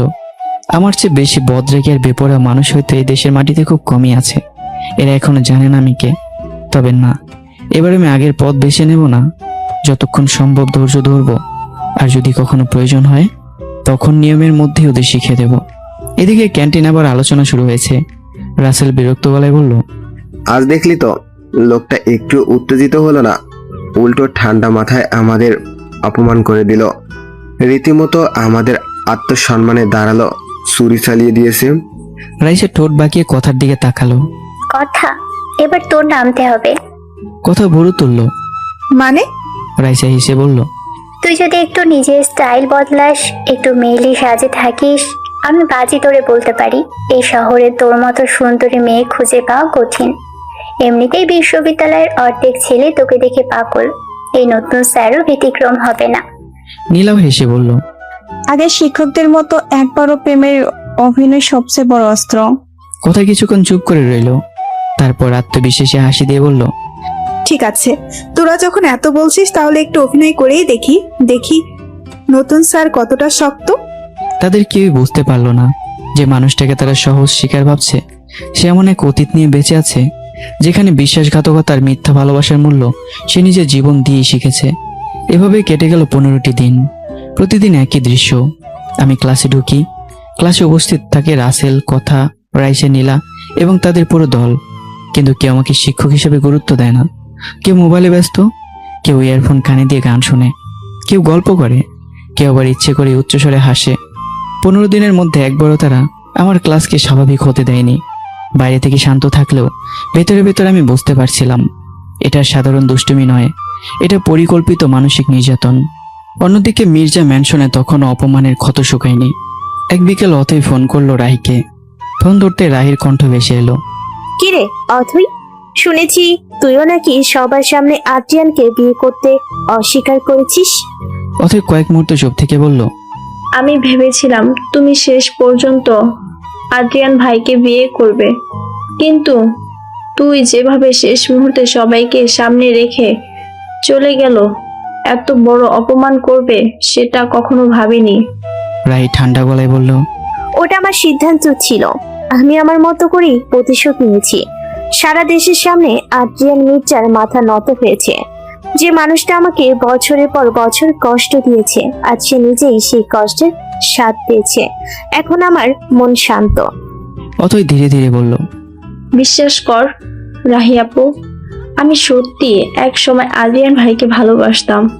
4বার নিজের মুখে বলছি, কিন্তু সে আমাকে কখনো গুরুত্ব দেয়নি। পরে জানতে পারলাম তোমার সঙ্গে তার সম্পর্ক। সেই দিন বিয়ের আসরের সুযোগ পেয়ে আমি নিজের অপমানের প্রতিশোধ নিয়েছি। ফোনের দুই প্রান্তে কিছুক্ষণ নীরবতা নেমে এলো। রাহি এবার একটু ইতস্তত বোধ করে বলে, অথই, আমি শুনেছি আদ্রিয়ান ছোটবেলায় তার স্কুলের প্রধান শিক্ষককে মেরে চোখ তুলে ফেলেছিল। তারপর ভার্সিটির লাইফে একই কাজ করেছে। একবার এক পুলিশ অফিসারকে মেরে তার হাত ভেঙে দিয়েছিল, শুধু তার বাবার টাকার জোরে বেঁচে গিয়েছে। এটা কি সত্য? তখন অথই বলে ওঠে, আপু, তুমি তো আর আদ্রিয়ান ভাইয়ের রাগের অল্প কিছু অংশ শুনেছো, আর হয়তো অল্প কিছু দেখেছো চোখে। এগুলো ছিল ছোটখাটো বিষয়। তার প্রতি সেকেন্ডে সেকেন্ডে রাগ ওঠে। তার সামনে থাকা মানুষের অস্তিত্ব হয় মুছে যাবে, না হলে সে মেডিকেলে ভর্তি হবে। তখন রাহি বলে ওঠে, মানে এবার শাস্তিটা খুব ভালো হয়েছে, মান সম্মান মাটির সাথে মিশে গিয়ে এখন তার অস্তিত্ব মুছে যাওয়ার অবস্থা। কিন্তু যদি নিজেকে শুধরাতে পারি তাহলে। রাহির মুখের কথা কেড়ে নিয়ে অথই বলে উঠল, শুধরানো তাও আদ্রিয়ান ভাই। একটা কথা লিখে রাখো রাহি আপু, উনি কখনো শুধরাবে না, আর উনি জীবনেও বিয়ে করতে পারবে না, এটা আমি গ্যারান্টি দিলাম। কিন্তু তারা কেউই জানতো না যাকে তারা ভেঙে পড়েছে বলে ভাবছে, সে আমি ধীরে ধীরে নিজে কেমনভাবে বদলে ফেলেছি যে একদিন তাদের প্রত্যেকের জীবনকেই অপ্রত্যাশিতভাবে বদলে দেবে। বিশ্ববিদ্যালয়ে মাস্টার্স ফাইনাল ইয়ারে পড়তো দুজন সিনিয়র শিক্ষার্থী, নিলয় ও আবির। নিলয় ছিল চট্টগ্রাম পুলিশ কমিশনারের ছেলে, আর আবির ছিল চট্টগ্রামের স্বনামধন্য এয়ার টেক্সটাইলের মালিক রফিক চৌধুরীর একমাত্র ছেলে ও ভবিষ্যৎ উত্তরসূরি। দুজনেই সুদর্শন, ভদ্র এবং প্রতিষ্ঠিত পরিবারের সন্তান। তবে তাদের দুজনের হৃদয়ে একটাই নাম, খায়রুন্নেসা কথা। আর কথার বিষয়টা খুব ভালো করেই জানতো। সকালে বিশ্ববিদ্যালয়ে ঢোকার সময় আবির হঠাৎ কথার সামনে এসে দাঁড়ালো। কথা ঠোঁটে মুচকে হাসি ফুটিয়ে বলল, হ্যাঁ আবির ভাই, কিছু বলবেন? আজ হঠাৎ পথ আটকে দাঁড়ালেন। আবির হালকা এসে একটা ছোট্ট গিফট বক্স তার হাতে দিয়ে বলল, কিছুদিন আগে লন্ডনে গিয়েছিলাম, সেখানে এটা দেখে তোমার কথা মনে পড়ে। অনেকদিন ধরেই দিতে চেয়েছিলাম, সুযোগ হচ্ছিল না। যদি গ্রহণ করো খুব ভালো লাগবে। কথা ভদ্রভাবে উপহারটি গ্রহণ করলো। ব্যাগের ভিতর রেখে মিষ্টি একটা হাসি উপহার দিয়ে সেখান থেকে চলে গেল। সে একটুখানি হাসিতে আবিরের মন ভরে গেল। বিশ্ববিদ্যালয়ের ভেতরে ঢুকতেই নীলয় সামনে এসে দাঁড়ালো। কিছুক্ষণ কথার দিকে মুক্ত দৃষ্টিতে তাকিয়ে থেকে বলল, একদিন যদি নীল শাড়ি, নীল হিজাব, চোখে কাজল আর ঠোঁটে লাল লিপস্টিক পরে আমার সামনে আসো, সত্যি বলছি, তুমি যত কদম হাঁটবে তত কদমে মানুষ শুধু তোমার দেখেই তাকিয়ে থাকবে, আর প্রতি কদমে একটা ঘরের ছেলে হার্ট অ্যাটাক করবে। কথা হেসেই বলল, নিলয় ভাই, প্রশংসা করতে কিন্তু আপনি বেশ পারেন, কিন্তু এটা প্রশংসা না, এটাকে বলে ফ্ল্যাট করা। নিলয় হেসে বলল, তার মানে একদিন সেই ইচ্ছেটা পূরণ করবে, তাই তো? কথা কোনো উত্তর দিল না, শুধু রহস্যময় হাসি এসে নিজের ক্লাসরুমের দিকে চলে গেল। ক্লাসে ঢুকতে রাইসা জিজ্ঞাসা করলো, কি রে কথা, এত দেরি হলো কেন? কথা ব্যাগটা বেঞ্চে রেখে এসেই বলল, আমার আশিকগুলো রাস্তায় দাঁড়িয়ে প্রশংসা করতে শুরু করেছিল, তাই একটু লেট হয়ে গেল। কথাটা শুনে পুরো দল হেসে উঠল। ঠিক তখনই ক্লাসরুমের দরজা খুলে ভেতরে প্রবেশ করলাম আমি। আমাকে দেখেও কেউ যেন দেখলো না। কেউ মোবাইলে ব্যস্ত, কেউ আড্ডায় মশগুল, কেউ উচ্চস্বরে হাসছে, যেন ক্লাসে কোনো শিক্ষকের অস্তিত্বই নেই। আমি শান্তভাবে সবার দিকে তাকিয়ে ভদ্রকণ্ঠে বললাম, hello everyone, how are you my dear student. কিন্তু কোনো উত্তর এলো না, একজনও মাথা তুলল না। সেই অবহেলা, সেই নীরব অপমান যেন বহুদিন ধরে চাপা পড়ে থাকা আমার পুরনো সত্তাকে ধীরে ধীরে জাগিয়ে তুলল। আমার চল শক্ত হয়ে উঠল, চোখের মনি কঠিন হয়ে এলো, হাতের শিরাগুলো স্পষ্ট হয়ে উঠল, বুকের ভিতর জমে থাকা ক্ষোভ যেন বিস্ফোরণের অপেক্ষায়। হঠাৎ পুরো ক্লাসরুম কাঁপিয়ে বজ্রধ্বনির মতো হিংস্র বাঘের মতো আমার কণ্ঠ গর্জে উঠল, stop stop, look at me now. সেই কণ্ঠস্বর যেন চার দেয়ালে প্রতিধ্বনি হয়ে ফিরে এলো। মুহূর্তের মধ্যে হাসির শব্দ থেমে গেল। কয়েকজনের হাত থেকে মোবাইল পিছলে মেঝেতে পড়ে গেল। যারা গল্প করছিল তারা বাকরুদ্ধ হয়ে তাকিয়ে রইল। এক নিমিষে পুরো ক্লাসে এমন নীরবতা নেমে এলো, যেন কেউ হঠাৎ সমস্ত শব্দ কেড়ে নিয়েছে। রাসেল বিস্ফোরিত চোখে পাশের বন্ধুর দিকে তাকিয়ে ফিসফিস করে বলল, দোস্ত, এটা কি সত্যি মানুষের কণ্ঠ ছিল নাকি কোনো হিংস্র বাঘের গর্জন? কথার বুকের ভেতরটা অজানা এক অনুভূতিতে কেঁপে উঠল। সে নিচু স্বরে রাইসাকে বলল, আমি এমন কণ্ঠস্বর আগে কখনো শুনিনি। মনে হচ্ছিল শিকারকে ঘিরে ফেলা কোনো হিংস্র প্রাণীর গর্জন। রাইসা শুকনো গলায় বলল, দোস্ত, লোকটাকে আমরা যতটা সহজ ভেবেছিলাম মনে হচ্ছে সে ততটা সহজ না। ঠিক তখনই আমি ধীরে ধীরে টেবিলের কাছে এগিয়ে গেলাম। পরের মুহূর্তেই ধাম, আমার মুষ্টির আঘাতে টেবিল কেঁপে উঠল। প্রতিদিনের শব্দে পুরো ক্লাসরুম আবার স্তব্ধ হয়ে গেল। আমার চোখের হিংস্রতা, ক্ষুধার্ত সিংহ বাঘের মতো গর্জন, সবার শরীরের লোম দাঁড়িয়ে গিয়ে শরীর কাঁপতে শুরু করলো। আমি প্রত্যেকের চোখের দিকে তাকিয়ে বরফ শীতল অথচ কঠোর কণ্ঠে বললাম, আমার কথা বলার সময় এই কক্ষের একটি শব্দ আমি শুনতে চাই না। এখন থেকে ক্লাসে শৃঙ্খলা থাকবে, সবাই নিজের জায়গায় বসে মনোযোগ দাও।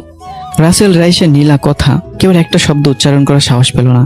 15 দিন ধরে যাকে দুর্বল, নরম আর অসহায় শিক্ষক ভেবেছিল, সেই মানুষটির ভিতরে এতটা দৃঢ়, এতটা প্রভাবশালী এক ব্যক্তিত্ব লুকিয়ে আছে, এই কথা তাদের কল্পনারও বাইরে ছিল।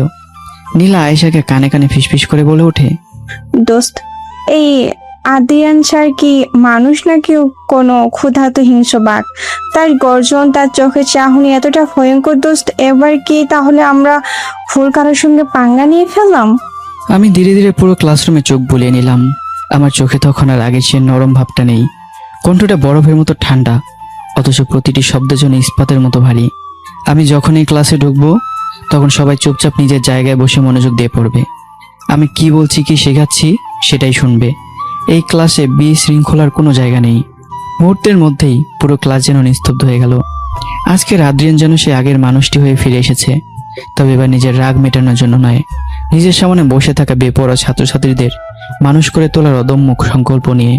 ঠিক তখনই রাসেল বাবার ক্ষমতার অহংকারে ঠোঁট বাঁকিয়ে উঠে দাঁড়ালো। স্যার, আপনি কিন্তু সীমা ছাড়িয়ে যাচ্ছেন। আপনার কথা না শুনলে করবেনটা কি? আমরা কিন্তু আপনাকে ভয় পাই না। রাসেলের কথা শুনে কয়েকজন ছাত্রছাত্রী আবার সাহস ফিরে পেল। ক্লাসের ভিতর চাপা গুঞ্জন ছড়িয়ে পড়ল। হঠাৎই ধাম, আমার মুষ্টির প্রচন্ড আঘাতে শিক্ষকের টেবিলটা কেঁপে উঠল। শব্দটা যেন পুরো ক্লাসরুমের দেয়ালে প্রতিধ্বনিত করে সবার বুকের ভেতর গিয়ে আঘাত করলো। যারা কিছু বলতে যাচ্ছিল তাদের কণ্ঠ মুহূর্তে থেমে গেল। আমি ধীরে ধীরে রাসেলের দিকে তাকালাম। সেই দৃষ্টি এতটাই কঠোর ছিল যে রাসেলের বুকের ভেতর অকারণে ধুকপুকানি বেড়ে গেল। এক্ষুনি ক্লাসের সামনে মাঠে যাবে, রোদের মধ্যে 1 ঘন্টা এক পায়ে দাঁড়িয়ে থাকবে, এটাই তোমার শাস্তি। কথাটা শুনে পুরো ক্লাস জমে গেল।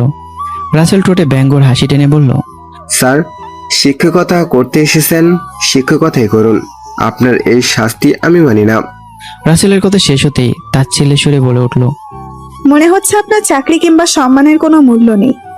আমাদের সঙ্গে লাগতে এসে অনেকেই শেষ পর্যন্ত টিকতে পারেনি। আমি কোনো উত্তর দিলাম না। ধীর পায়ে হাঁটতে হাঁটতে আমি কথার ডেস্কের সামনে গিয়ে দাঁড়ালাম। আবারও টেবিলের উপর ধাম করে একটা আঘাত করলাম।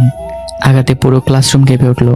চেহারার সৌন্দর্য মানুষকে বড় করে না, ভদ্রতা, ব্যবহার আর চরিত্র একজন মানুষের প্রকৃত পরিচয়। অথচ তোমার কথাবার্তায় যে অহংকার দেখি, তাতে তোমার সৌন্দর্য মূল্য হারিয়ে ফেলে। চেহারাটা তো মাশাল্লাহ হাজারের মধ্যে একজন, কিন্তু তোমার কথাবার্তা, পোশাক আশাকে মনে হয় না তুমি কোনো নারী। পুরুষদের মতো তোমার সবকিছু। কথাগুলো যেন ধারালো ফলার মতো গিয়ে বিঁধল কথার আত্মসম্মানে। ক্লাসের অনেকেই মুখ চেপে হাসি আটকে রাখার চেষ্টা করলো। কথার মুখ মুহূর্তে লাল হয়ে উঠল। সে রাগে কাঁপছিল, কিন্তু জবাব দেওয়ার ভাষা খুঁজে পাচ্ছিল না। ঠিক তখনই রাসেল আবার মুখ খুলতে চাইলে আমি শুধু একবার তার দিকে তাকালাম। সেই দৃষ্টিটুকুই যথেষ্ট ছিল। রক্তবর্ণ চক্ষু, মনে হচ্ছে চোখ দিয়ে আগুনের লালা ঝরছে দাউ দাউ করে। রাসেলের গলা শুকিয়ে গেল, ভয়ে শরীর কেঁপে ওঠে। সে আর একটা শব্দ উচ্চারণ করতে পারল না। আমি দ্বিতীয়বার একই নির্দেশ দিতে অভ্যস্ত নই, মাঠে যাও। আর দ্বিতীয়বার বলতে হলে, আমার চেয়ে খারাপ তোমার জীবনের কেউ হবে না। কয়েক সেকেন্ড রাসেল স্থির হয়ে দাঁড়িয়ে রইল। রাসেলের মনে হলো এই আদ্রিয়ান স্যারের হুমকিগুলো সরাসরি কোনো বাঘের গর্জন। তারপর অদ্ভুত এক অস্বস্তি নিয়ে মাথা নিচু করে ক্লাসরুম থেকে বেরিয়ে গেল, যা থেকে ক্লাসের সবার চোখ কপাল উঠে যায়। কিছুক্ষণ পর দেখা গেল বিশ্ববিদ্যালয় মাঠের মাঝখানে সে এক পায়ে দাঁড়িয়ে আছে। দৃশ্যটা যেন আগুনের মতো ছড়িয়ে পড়লো পুরো ক্যাম্পাসে। করিডোরে দাঁড়িয়ে ছাত্রছাত্রীরা ফিসফিস করতে লাগলো। এক ক্লাস থেকে আরেক ক্লাসে খবর পৌঁছে গেল, এমপির ছেলে রাসেলকে নতুন স্যার শাস্তি দিয়েছেন। কিছুক্ষণের মধ্যে বিভিন্ন বিভাগের শিক্ষকরা ক্লাস ছেড়ে করিডোরে চলে এলেন। ঠিক তখনই অধ্যক্ষ আমিনুল ইসলামও নিজের কক্ষ থেকে বেরিয়ে এলেন। পাশে দাঁড়ানো অনন্যা বিস্ময়ে ফিসফিস করে বললেন, স্যার, আমরা কি ঠিক দেখছি? এমপি সাহেবের ছেলে রাসেল সত্যি শাস্তি পালন করছে? আমিনুল ইসলাম কয়েক মুহূর্ত নির্বাক হয়ে মাঠের দিকে তাকিয়ে রইলেন। তারপর নিজের অজান্তে বলে উঠলেন, আজ কি সত্যি সূর্য পশ্চিম দিক থেকে উঠেছে? এটা আমি বিশ্বাসই করতে পারছি না। পুরো বিশ্ববিদ্যালয় তখন বিস্ময়ে স্তব্ধ। কারো চোখে অবিশ্বাস, কারো মুখে বিস্ময়, কারো হৃদস্পন্দন যেন স্বাভাবিকের চেয়েও দ্রুত। আর মাঠের মাঝখানে দাঁড়িয়ে থাকা রাসেল অপমান, রাগ আর ক্ষোভে তার পুরো শরীর থরথর করে কাঁপছিল। তার মুঠো শক্ত হয়ে উঠেছে, চোখ দুটো রক্তিম। মনে মনে সে শুধু একটা কথাই বলছিল, এই অপমানের প্রতিশোধ আমি নেবই। রাসেলের শাস্তি দেখে পুরো ক্লাসে চাপা হাসির রোল উঠলেও কেউ প্রকাশ্যে খুব বেশি কিছু বলল না, কারণ রাসেল তাদের বন্ধু। বাইরে তারা মুখ চেপে হাসছিল, কিন্তু ভেতরে ভেতরে প্রত্যেককেই ক্ষোভে জ্বলছিল। আর কথা, সে এক দৃষ্টিতে আমার দিকে তাকিয়ে রইল। তার চোখ দুটো রাগে লাল হয়ে উঠেছে। মনে হচ্ছিল দৃষ্টির আগুনেই যেন আমাকে ছাই করে ফেলবে। আমি ধীরে ধীরে কথার সামনে গিয়ে দাঁড়ালাম। কয়েক সেকেন্ড নীরবে তার দিকে তাকিয়ে থেকে বললাম, হতে পারে তুমি অনেক সুন্দরী, কিন্তু শুধু সৌন্দর্য মানুষকে সম্মান এনে দেয় না। একজন সত্যিকারের নারী কিংবা সত্যিকারের মানুষকে তার ব্যবহার, ব্যক্তিত্ব আর ভদ্রতা আলাদা করে তোলে। অহংকার দিয়ে মানুষকে মুগ্ধ করা যায় না। নিজের সম্মান চাইলে আগে অন্যকে সম্মান করতে শেখো। আরেকটা কথা, সত্যি বলছি, তোমাকে দেখে আমার কোনো অ্যাঙ্গেলে নারী মনে হয় না। মাথায় টুপি, জিন্স প্যান্ট, জিন্স শার্ট, এটাকে নারীর পরিচয় বলে না। কথাগুলো ছিল ঠান্ডা, কিন্তু প্রতিটি শব্দ যেন ধারালো ইস্পাতের ফলার মতো গিয়ে বিঁধল কথার অহংকারে। মুহূর্তের মধ্যে তার মুখের হাসি মিলে গেল। সে বুঝতে পারছিল আজ প্রথমবার কেউ তার সৌন্দর্যের প্রশংসা না করে তার অহংকারকে আঘাত করেছে। মনে মনে তাতে দাঁত চেপে সে প্রতিজ্ঞা করলো, মিস্টার আদ্রিয়ান, আজ আমাকে সবার সামনে ছোট করলেন। আমি কথা দিচ্ছি, একদিন আপনাকে আমার পেছনে ঘুরতে বাধ্য করব। আপনার এই অহংকার আমি ভেঙে দেব। যদি সেটা না পারি তাহলে নিজের নামটাই বদলে ফেলবো। আমি যেন তার চোখের ভাষায় পড়ে ফেললাম। রাগ, অহংকার কিংবা প্রতিশোধ এসব পরে হবে। এখন বই খোলো, আমি যা পড়াচ্ছি মনোযোগ দিয়ে শেখো। পরীক্ষার ফল যদি আশানুরূপ না হয় তাহলে শৃঙ্খলার ব্যাপারে আমি কোনো ছাড় দেব না। কথাগুলো বরফের মতো শীতল ছিল, কিন্তু সেই শীতলতার ভেতর লুকিয়ে ছিল এমন এক দৃঢ়তা। মনে হচ্ছে কোনো ক্ষুধার্ত হিংস্র বাঘ তার শিকারের সামনে গর্জন করছে, যা পুরো ক্লাসের অহংকারকে মুহূর্তে স্তব্ধ করে দিল। একে একে সবাই বই খুলে বসলো। কেউ আর মোবাইল হাতে নিল না, কেউ আর ফিসফিস করলো না। গত 1 বছরে এই প্রথম এই ক্লাসে এমন নিস্তব্ধ পরিবেশ নেমে এলো। একদিকে করিডোরে দাঁড়িয়ে থেকে শিক্ষকরা একের পর এক আমার ক্লাসরুমের সামনে শুকিয়ে দিতে লাগলো। যে ক্লাসকে পুরো বিশ্ববিদ্যালয়ের সবচেয়ে বেপরোয়া ক্লাস বলা হতো, আর সেই ক্লাসের প্রতিটি শিক্ষার্থী মাথা নিচু করে মনোযোগ দিয়ে পড়ছে। দৃশ্যটা যেন কারো কাছে বিশ্বাসযোগ্য লাগছিল না। শেষ পর্যন্ত কয়েকজন শিক্ষক দ্রুত অধ্যক্ষ আমিনুল ইসলামের কক্ষে গিয়ে উপস্থিত হলেন, কিন্তু সেখানে কেউ ঠিকমতো কথা বলতে পারছিলেন না। বিস্ময় যেন তাদের ভাষায় হারিয়ে গেছে। ক্লাস শেষ হওয়ার পর বিশ্ববিদ্যালয়ের পরিবেশ ছিল আরো অদ্ভুত। রাসেল, কথা, রাইসা, নীলা ও তাদের পুরো দল মাঠের মাঝখানে গিয়ে গোল হয়ে বসে রইল। রাসেলের শরীর তখনও রাগে থরথর করে কাঁপছে, শরীরের রগগুলো ফুলে উঠেছে। দাঁতে দাঁত চেপে সে বলল, এই অপমান আমি ভুলবো না। এই নতুন স্যারকে এর মূল্য দিতেই হবে। রাইসা সঙ্গে সঙ্গে বলল, দোস্ত, দরকার হলে আঙ্কেলকে বল, একটা ফোন দিলেই তো সব শেষ। রাসেল মাথা নেড়ে বলল, না বাবা, এখন রাজনীতিক ঝামেলায় ব্যস্ত। এখন এসব বলে উল্টো আমার উপরেই রেগে যাবে। আগে আমরা নিজেরাই দেখি, প্রয়োজন হলে তারপর বাবাকে জানাবো। এতক্ষণ চুপ করে থাকা কথা ধীরে ধীরে মাথা তুলল। তার চোখে তখন অদ্ভুত এক জেদ, ঠোঁটের কোণে ফুটে উঠল রহস্যময় হাসি। তোরা দেখিস, এবার আমার খেলা শুরু হবে। শক্তি দিয়ে যাকে হারানো যায় না তাকে অন্যভাবে হারাতে হবে। কথাটা বলেই সে নিজের ডান হাতটা সামনে বাড়িয়ে দিল। একে একে রাসেল, রাইসা, নীলা আর বাকিরাও নিজেদের হাত তার হাতের ওপর রাখলো। সেই মুহূর্তে নীরব আকাশের নিচে তারা যেন এক অদৃশ্য প্রতিজ্ঞায় আবদ্ধ হয়ে গেল। নতুন শিক্ষক আদ্রিয়ানের বিরুদ্ধে তাদের লড়াই এখনই শুরু। একটু পরে একজন অফিস সহকারী এসে ভদ্রভাবে বললেন, আদ্রিয়ান স্যার, প্রিন্সিপাল স্যার আপনাকে কেবিনে ডাকছেন। আমি কোনো প্রশ্ন না করে ধীর পায়ে প্রিন্সিপাল আমিনুল ইসলামের কেবিনের দিকে এগিয়ে গেলাম। দরজা খুলে ভেতরে ঢুকতেই থমকে দাঁড়ালাম। কেবিনে বিশ্ববিদ্যালয়ের প্রায় সব শিক্ষকই উপস্থিত। আর অবাক করার বিষয়, আমাকে দেখে 2-1 সিনিয়র শিক্ষক নিজের চেয়ার ছেড়ে উঠে দাঁড়ালেন। আদ্রিয়ান স্যার, আপনি এখানে বসুন। মাত্র 20-25 দিনের একজন নতুন শিক্ষক হিসেবে এমন সম্মান পেয়ে আমি বিস্মিত হয়ে গেলাম।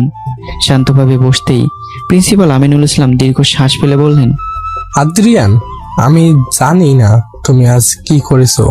রাসেলের মতো বেফরোয়া বকাটে একটা ছেলেকে তুমি শান্তি মানতে বাধ্য করিয়েছো। সত্যি বলতে I can't believe it's Adrian. কেবিনের ভিতরে উপস্থিত প্রত্যেক শিক্ষক তখন কৌতূহলী দৃষ্টিতে তাকিয়েছিলেন আমার দিকে।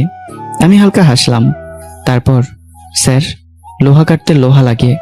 আর একটা কথা মনে রাখবেন, পৃথিবীতে এমন কেউ নেই যে নিজেকে সবার ঊর্ধ্বে ভাবতে পারে, কারণ বাপেরও বাপ আছে। আমার কথাগুলো শুনে কেবিনে এক মুহূর্তের জন্য নীরবতা নেমে এলো। শিক্ষকদের অনেকে অবাক চোখে একে অপরের দিকে তাকালেন। প্রিন্সিপাল আবার বললেন, যাই হোক, আজ বিশ্ববিদ্যালয়ে একটা ইতিহাস তৈরি হয়েছে, কিন্তু আমার মনে হচ্ছে তুমি এমন একটা আগুনে হাত দিয়েছো যার শিখা এখনো দেখা বাকি। সামনে খুব সাবধানে চলবে, কারণ তুমি সরাসরি আগুনের পেট্রোল ঢেলেছো। আমি শুধু মুচকি এসে মাথা নাড়লাম। এরপর মিটিং শেষ হয়ে গেল। বিশ্ববিদ্যালয় থেকে বেরিয়ে আমি কিছু প্রয়োজনীয় জিনিস কেনার উদ্দেশ্যে শহরের একটা বড় শপিং মলে চলে গেলাম। ঠিক সেই সময় অথয় চট্টগ্রাম এসেছিল তার এক বান্ধবীর বিয়ের অনুষ্ঠানে। বিয়ে শেষ হওয়ার পর ফেরার আগে সেও কিছু কেনাকাটার জন্য একই শপিং মলে ঢুকেছিল। ভাগ্যের অদ্ভুত খেলায় হঠাৎ মুখোমুখি হয়ে গেলাম দুজন। কয়েক মুহূর্ত নীরবে একে অপরের দিকে তাকিয়ে রইলাম। তারপর অথই ঠোঁটে ব্যঙ্গর হাসি টেনে বলল, কি আদ্রিয়ান ভাই, চট্টগ্রামে আমাকে একা পেয়ে মারবে নাকি? মারতেই পারেন। সেদিনের পর থেকে আপনার একটা থাপ্পড় খাওয়ার জন্য নিজেকে মানসিকভাবে প্রস্তুতি করে রেখে। আমি গম্ভীর দৃষ্টিতে তার দিকে তাকিয়ে রইলাম। মনে রাখিস, প্রতারণার ভাষা সবসময় মিষ্টি হয়, আর যার ভেতরে সত্যিকারের অনুভূতি থাকে তার রাগও অনেক গভীর হয়। মানুষ আমার রাগটাই দেখেছে, কিন্তু আমার ভেতরের মানুষটাকে দেখার চেষ্টা কেউ করেনি। অথই তার ছেলের হাসি এসে উত্তর দিল, বাহ, আজকাল তো দেখি সাহিত্যকের মতো কথা বলতে শিখেছেন। কিন্তু একটা কথা মনে রাখবেন, শুধু ক্ষমতা বা অর্থ দিয়ে সংসার হয় না, মানুষের মন জয় করতে হয়। তোমার তো পুরুষকে কোনো মেয়ে বিয়ে করবে না, তো কোনো কালো কুৎসিত বিয়ে হচ্ছে না এমন মেয়ে, তাও তোমার স্বাভাবিক, তোমার চরিত্র, তোমার রাগ সম্পর্কে না যেন বিয়ে করলেও করতে পারে। কথাগুলো আমার আত্মসম্মানে গভীরভাবে কি আঘাত করলো। আমার বুকের ভিতর যেন জমে থাকা ক্ষত আবার নতুন করে রক্তাক্ত হয়ে উঠলো। এক মুহূর্তের জন্য আমার চোখে পুরনো আগুনের ঝলক দেখা দিল, কিন্তু পরের মুহূর্তে আমি নিজের রাগকে শক্ত হাতে দমিয়ে নিলাম। কোনো উত্তর না দিয়ে নীরবে সেখান থেকে চলে এলাম। পরদিন চট্টগ্রাম ইন্টারন্যাশনাল ইউনিভার্সিটি। বেপরোয়া সেই ক্লাসে সবাই প্রায় এসে গেছে, শুধু কথা এখনো আসেনি। হঠাৎ বিশ্ববিদ্যালয়ের প্রধান ফটকের দিকে সবার দৃষ্টি গিয়ে থামলো। একজন তরুণী ধীর পায়ে ভেতরে প্রবেশ করছে। নীল শাড়ি, নীল হিজাব, হাতে নীল কাচের চুড়ি, চোখে গাঢ় কাজল, ঠোঁটে হালকা লাল আভা। চারপাশে সকালের আলো যেন তার পোশাকের নীল রঙের সঙ্গে মিশে এক অপূর্ব আবহ তৈরি করেছে। মনে হচ্ছে স্বর্গের কোনো নীল পরী পথ ভুল করে ভার্সিটিতে ঢুকে পড়েছে। যতই সে সামনে এগিয়ে আসছিল ততই তার মুখটা স্পষ্ট হয়ে উঠছিল। তারপর একসঙ্গে কয়েকজন বিস্ময়ে বলে উঠল, ওটা কথা। আবির আর নিলয় প্রায় হতভাগ হয়ে তাকিয়ে রইল। যে মেয়েটির প্রতি আগে থেকে তাদের দুর্বলতা ছিল, আজ তাকে যেন সম্পূর্ণ নতুন এক রূপে দেখছে তারা। রাসেল, রাইসা আর নীলার চোখে স্পষ্ট বিস্ময়ে। রাইসা ধীরে ধীরে বলল, দোস্ত, এমনিতেই কথাকে দেখলে সবাই তাকিয়ে থাকে, সবাই তার রূপে জাদুতে কাবু। এর মধ্যে আজ তো মনে হচ্ছে পুরো ক্যাম্পাসের নজর ওর দিকেই চলে গেছে। সবার কলিজার ভিতরের অন্তরের গভীরে আজকে কথা আগুন লাগিয়ে দিবে। করিডোরের এক পাশে দাঁড়িয়ে আমি অজান্তে একবার তাকিয়েছিলাম। এক মুহূর্তের জন্য আমি যেন থেমে গেলাম। আমার মনে অজান্তে ভেসে উঠল একটি বাক্য, মাশাআল্লাহ। আজ ওকে একবারে অন্যরকম লাগছে। মনে হচ্ছে স্বর্গের কোনো হুর পৃথিবীর জমিনে নেমে এসেছে। তার সৌন্দর্যের সামনে পৃথিবীর সকল সৌন্দর্য যেন মূল্যহীন। পরের মুহূর্তে আমি নিজের দৃষ্টি সরিয়ে নিলাম। মনে মনে নিজেকে ধমক দিলাম, ধ্যাৎ, কিরে আদ্রিয়ান, তুই এখন এখানকার শিক্ষক হিসেবে এসেছিস, তোর কাজ পড়ানো, অন্য কিছু নয়। নিজের মনকে শক্ত করে আমি ধীর পায়ে ক্লাসরুমের দিকে এগিয়ে গেলাম। নীলয় হঠাৎ কথার সামনে এসে দাঁড়ালো। মুগ্ধ দৃষ্টিতে কয়েক মুহূর্ত তার দিকে তাকিয়ে থেকে মৃদু এসে বলল, এমনিতেই তোমাকে দেখলে আমার হার্টবিট থেমে যেতে চাই, তার উপর আজকের এই অপরূপ রূপ। সত্যি বলছি, আমার হৃদয় স্পন্দন যেন 1000 গুণ বেড়ে গেছে। এভাবে কি আমাকে মেরেই ফেলবে? কথার ঠোঁটের কোণে এক চিলতে হাসি ফুটে শান্ত কণ্ঠে বলল, নিলয় ভাই, আর কত প্রশংসা করবেন? আর কদিন পরেই তো ফাইনাল পরীক্ষা দিয়ে বিদায় হয়ে যাবেন। কথাটা বলে সে সামনে এগিয়ে যেতেই আবির পথ আটকে দাঁড়ালো। মুগ্ধ দৃষ্টিতে তাকিয়ে ধীর স্বরে বলল, এমন অপরূপ এক নারীর সৌন্দর্য এক নজর দেখার জন্য পৃথিবীর সব সুখ স্বাচ্ছন্দ্য সব মোহ ত্যাগ করতেও আমি রাজি আছি। কথা শুধু মুচকি এসে এগিয়ে গেল, কিন্তু দূর থেকে সবকিছু দেখছিল রাসেল। আবিরের কথাগুলো তার বুকের ভেতর আগুন ধরিয়ে দিল। সে নিজে বুঝতে পারছিল না কখন যে কথার প্রতি তার মনের গভীরে অদ্ভুত এক অনুভূতি জন্ম নিয়েছে। কথার সামনে আসতেই রাসেল আর রাইসা কিছু বলতে উদ্বেগ হলো, কিন্তু কথা হাতের ইশারায় তাদের থামিয়ে দিয়ে বলল, তোরা কিছুদিন আমার সঙ্গে কথা বলবি না, আমার থেকে একটু দূরত্ব বজায় রাখ। কথাটা বলে সে ধীর পায়ে এগিয়ে আমার সামনে দাঁড়ালো। দূর থেকে আমি তাকে দেখছিলাম। এক মুহূর্তের জন্য যেন আমার মন অন্য কোথাও হারিয়ে গিয়েছিল, কিন্তু কথা সামনে এসে দাঁড়াতে আমি নিজেকে সামলে নিলাম। কথা মাথা সামান্য নত করে বলল, স্যার আপনাকে অসংখ্য অসংখ্য ধন্যবাদ। হঠাৎ এই ধন্যবাদ শুনে আমি বিস্ময়ে থমকে গেলাম। চোখ বড় বড় করে তাকিয়ে বললাম, ধন্যবাদ? হঠাৎ কেন? আমি তোমার কি এমন উপকার করলাম? উল্টো তো গতকাল আমাকে দেখে নেওয়ার হুমকি দিয়েছিলে। কথা মাথা নিচু করেই শান্ত স্বরে বলল, কাল বাসায় গিয়ে অনেক ভেবেছি স্যার। আপনি আমার নারীত্ব নিয়ে প্রশ্ন তুলেছিলেন, তখন খুব কষ্ট পেয়েছিলাম, কিন্তু যতই ভাবলাম ততই বুঝলাম আপনার কথাগুলোর মধ্যে সত্যিই ছিল। আমি নিজের কানকে যেন বিশ্বাস করতে পারছিলাম না। মনে হচ্ছিল আমি কোনো স্বপ্ন দেখছি, আর একটু পরে ঘুম ভেঙে যাবে আর সব আগের মতো হয়ে যাবে। এমন একটা বেপরোয়া বকাটে মেয়ে হঠাৎ আজকে নিজের ভুল স্বীকার করছে। কথা আবার বলল, দিন শেষে তো আমিও একজন মেয়ে। আমি জন্ম থেকেই এমন ছিলাম না স্যার। বন্ধুদের সঙ্গে চলতে চলতেই বেপরোয়া হয়ে গিয়েছিলাম। আজ একটা আপুর কাছ থেকে শিখেছি কিভাবে শাড়ি পরতে হয়, কিভাবে নিজেকে গুছিয়ে উপস্থাপন করতে হয়। উনি আমাকে সাজিয়ে দিয়েছেন। ধন্যবাদ দেওয়ার কিছু নেই। তুমি যে নিজের ভুলটা বুঝতে পেরেছো, সেটাই আমার কাছে সবচেয়ে বড় বিষয়। যদি সত্যি এই বেপরোয়া জীবন ছেড়ে ভালো হতে চাও, আমি অবশ্যই তোমাকে সাহায্য করব। কথার চোখ জ্বলে উঠল। সত্যি স্যার, আপনি আমাকে এই জীবন থেকে বেরিয়ে আসতে সাহায্য করবেন? আমি মাথা নাড়তেই কথা হঠাৎ হাত বাড়িয়ে দিয়ে বলল, তাহলে আজ থেকে আমরা ভালো বন্ধু। হাত বাড়ানো দেখে আমি একটু অপ্রস্তুত হয়ে বললাম, কথা, আমরা কিন্তু শিক্ষক আর শিক্ষার্থী, আমাদের মধ্যে বন্ধুত্ব ব্যাপারটা কেমন যেন লাগে না? কথার চোখে জল চিকচিক করে উঠল। আবেগ মাখা কণ্ঠে সে বলল, বন্ধু হতে কোনো সম্পর্কের বাধা লাগে না স্যার। মা মেয়ে, বাবা ছেলে, শিক্ষক শিক্ষার্থী সবাই একে অপরের ভালো বন্ধু হতে পারে। কথাগুলো শুনে আমি কিছুক্ষণ নীরব রইলাম ও অবাক হয়ে যাই। এক রাতে একটা বকাটের ব্যাপারেও আমার এতটা পরিবর্তন।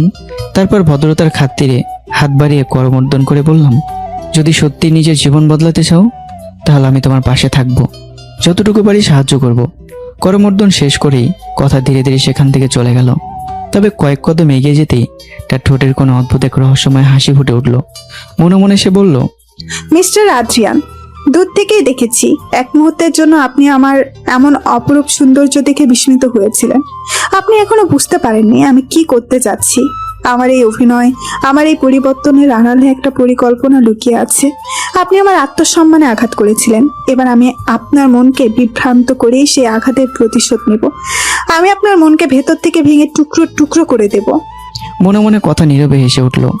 আর দূর থেকে পুরো দৃশ্যটা দেখছিল রাসেল, রাইসা, নীলা আর তাদের বন্ধুরা। বিস্ময় তাদের চোখ প্রায় কোটর থেকে বেরিয়ে আসার উপক্রম। নীলা হতবাক হয়ে বলল, দোস্ত, কথা কি করতে চাইছে? আমাদের দূরে থাকতে বললো আর নিজে গিয়ে ওই আদিয়ান স্যারের সঙ্গে কথা বললো, হাতও মেলালো, ব্যাপারটা কি? কথা কোনো উত্তর দিল না। বুকের উপর দু হাত ভাঁজ করে ধীর পায়ে ক্লাসরুমের দিকে হাঁটতে হাঁটতে মনে মনে শুধু একটা কথাই বলল, আদ্রিয়ান, আপনি আমার সম্মান আর অহংকারে আঘাত করেছিলেন। এবার আমি আপনার মনে এমন আঘাত করব যা যন্ত্রণা আপনি কাউকে বলতেও পারবেন না, আবার সহ্য করাও সহজ হবে না। সেদিন থেকে শুরু হলো নতুন এক খেলা। কয়েকদিন পর ভার্সিটির ক্লাস শেষ হওয়ার পর একে একে সব শিক্ষার্থী ক্যাম্পাস ছেড়ে চলে গেল। কথা নীরবে নিজের ক্লাসরুমে বসে থাকতো। সে অপেক্ষা করত শুধু একটি মুহূর্তের, যখন আমি ক্লাস শেষ করে বের হব। সেদিনও তাই হলো। আমি করিডোর দিয়ে বের হতেই কথা দ্রুত পায়ে আমার পাশে এসে হাঁটতে শুরু করলো। আরে কথা, তুমি এখনো বাসায় যাওনি? আমি তো ভেবেছিলাম সবার মতো তুমিও চলে গেছো। কথা মৃদু এসে উত্তর দিল, আমি তো বাসায় না, হোস্টেলে থাকি। আর আগের মতো বন্ধুদের সঙ্গে আর চলতে ইচ্ছে করে না, তাই বসেছিলাম, ভাবলাম আপনার সঙ্গে একসঙ্গে বের হব। এরপর দুজন পাশাপাশি হাঁটতে হাঁটতে ক্যাম্পাসের পথ পেরিয়ে গেলাম। পড়াশোনা, ভবিষ্যৎ, জীবন, নানা বিষয় নিয়ে কথা হতে লাগলো। ধীরে ধীরে আমাদের মধ্যে এক ধরনের আন্তরিকতা তৈরি হতে শুরু করলো, যা বাইরে থেকে দেখলে নিছক শিক্ষক আর শিক্ষার্থীর সৌন্দর্যপূর্ণ সম্পর্ক বলেই মনে হতো। কিন্তু আমি জানতাম না, আমার জীবন আগেও দুই নারীর বিশ্বাসঘাতকতায় গভীর ক্ষত তৈরি করে গেছে। সেই ক্ষত এখনো শুকায়নি। আর কথা, সেজন্য সেই ভাঙ্গা হৃদয়ের সামনে আবার অদৃশ্য এক হাতুড়ি হাতে দাঁড়িয়ে আছে। তার মনে লুকিয়ে আছে এমন এক পরিকল্পনা যার কথা আমি কল্পনাও করতে পারিনি। অন্যদিকে কথা যখন রাসেল, রাইসা, নীলা, আবির আর নিলয়ের সঙ্গে প্রায় সব কথাবার্তা বন্ধ করে দিল, তখন তাদের ভিতরে অস্থিরতা বাড়তে লাগলো। আবির মনে মনে বলল, এভাবে চলতে থাকলে আদ্রিয়ান স্যার হয়তো কথাকে আমার কাছ থেকেই দূরে নিয়ে যাবে। অন্যদিকে নিলয় অস্বস্তিতে ভুগছিল। না, এভাবে চলতে দেওয়া যায় না। ওদের বন্ধুত্ব দিন দিন গভীর হচ্ছে। শেষ পর্যন্ত হয়তো আমি কথাকে পুরোপুরি হারিয়ে ফেলবো। সবচেয়ে বেশি পরিবর্তন হচ্ছিল রাসেলের মধ্যে। এতদিন সে নিজের অনুভূতিটা বুঝতেই পারেনি, কিন্তু এখন প্রতিটি মুহূর্তে তার উপলব্ধি হচ্ছিল কথা অনেক আগেই তার হৃদয়ের গভীরে জায়গা করে নিয়েছে। আর সেই কথাকে হারিয়ে ফেলার ভয় থেকেই আমার প্রতি তার ভেতরে তীব্র হিংসা জন্ম নিতে শুরু করলো। একদিন আমি একটি নতুন ব্যাচেলর বাসা ঠিক করলাম। প্রয়োজনে কিছু জিনিসপত্র কেনার জন্য বাজারে যাব। এমন সময় কথা বলল, আমিও আপনার সঙ্গে যাব। আমি একবার ফিরে তাকিয়ে মুচকে এসে বললাম, আচ্ছা চলো। দুজনে বাজারে গিয়ে প্রয়োজনীয় জিনিসপত্র কিনতে লাগলাম। কথা অত্যন্ত স্বাভাবিক ভঙ্গিতেই কোনটা দরকার, কোনটা ভালো হবে সব দেখে শুনে পরামর্শ দিচ্ছিল। তার এই পরিবর্তন দেখে, তার এই আচরণ দেখে আমি বিস্মিত হচ্ছিলাম বারবার। কারণ কথার ভাবভঙ্গি একেবারে একটা ঘরের স্ত্রীর মতো মনে হচ্ছিল। কথা কোনো মার্কেটে তার শিক্ষকের সাথে আসেনি, মনে হয় যেন তার স্বামীর সাথে এসেছে। আমি মনের অজান্তেই ভাবছিলাম, মেয়েটা কি সত্যি এতটা বদলে গেছে? সব কেনাকাটা শেষ করে বললাম, কথা তুমি হোস্টেলে যাবে না? দেরি হয়ে যাবে তো। কথা তখন মুচকি এসে বলে ওঠে, আমি হোস্টেলে থাকি, বাড়িতে নয় যে বাবা মাকে জবাবদিহিতা করতে হবে। এরপর আমরা আমার নতুন বাসায় পৌঁছালাম। কথা নিজ হাতে ঘরটাকে সুন্দর করে গুছিয়ে দিতে সাহায্য করলো। সবকিছু পরিপাটি করে সাজিয়ে রাখলো। এমনভাবে সে সবকিছু করছিল যেন এটা তার সংসার আর তার স্বামী আমি। রাত হয়ে যাওয়ায় বাইরে থেকে খাবার এনে দুজনে খেয়ে নিলাম।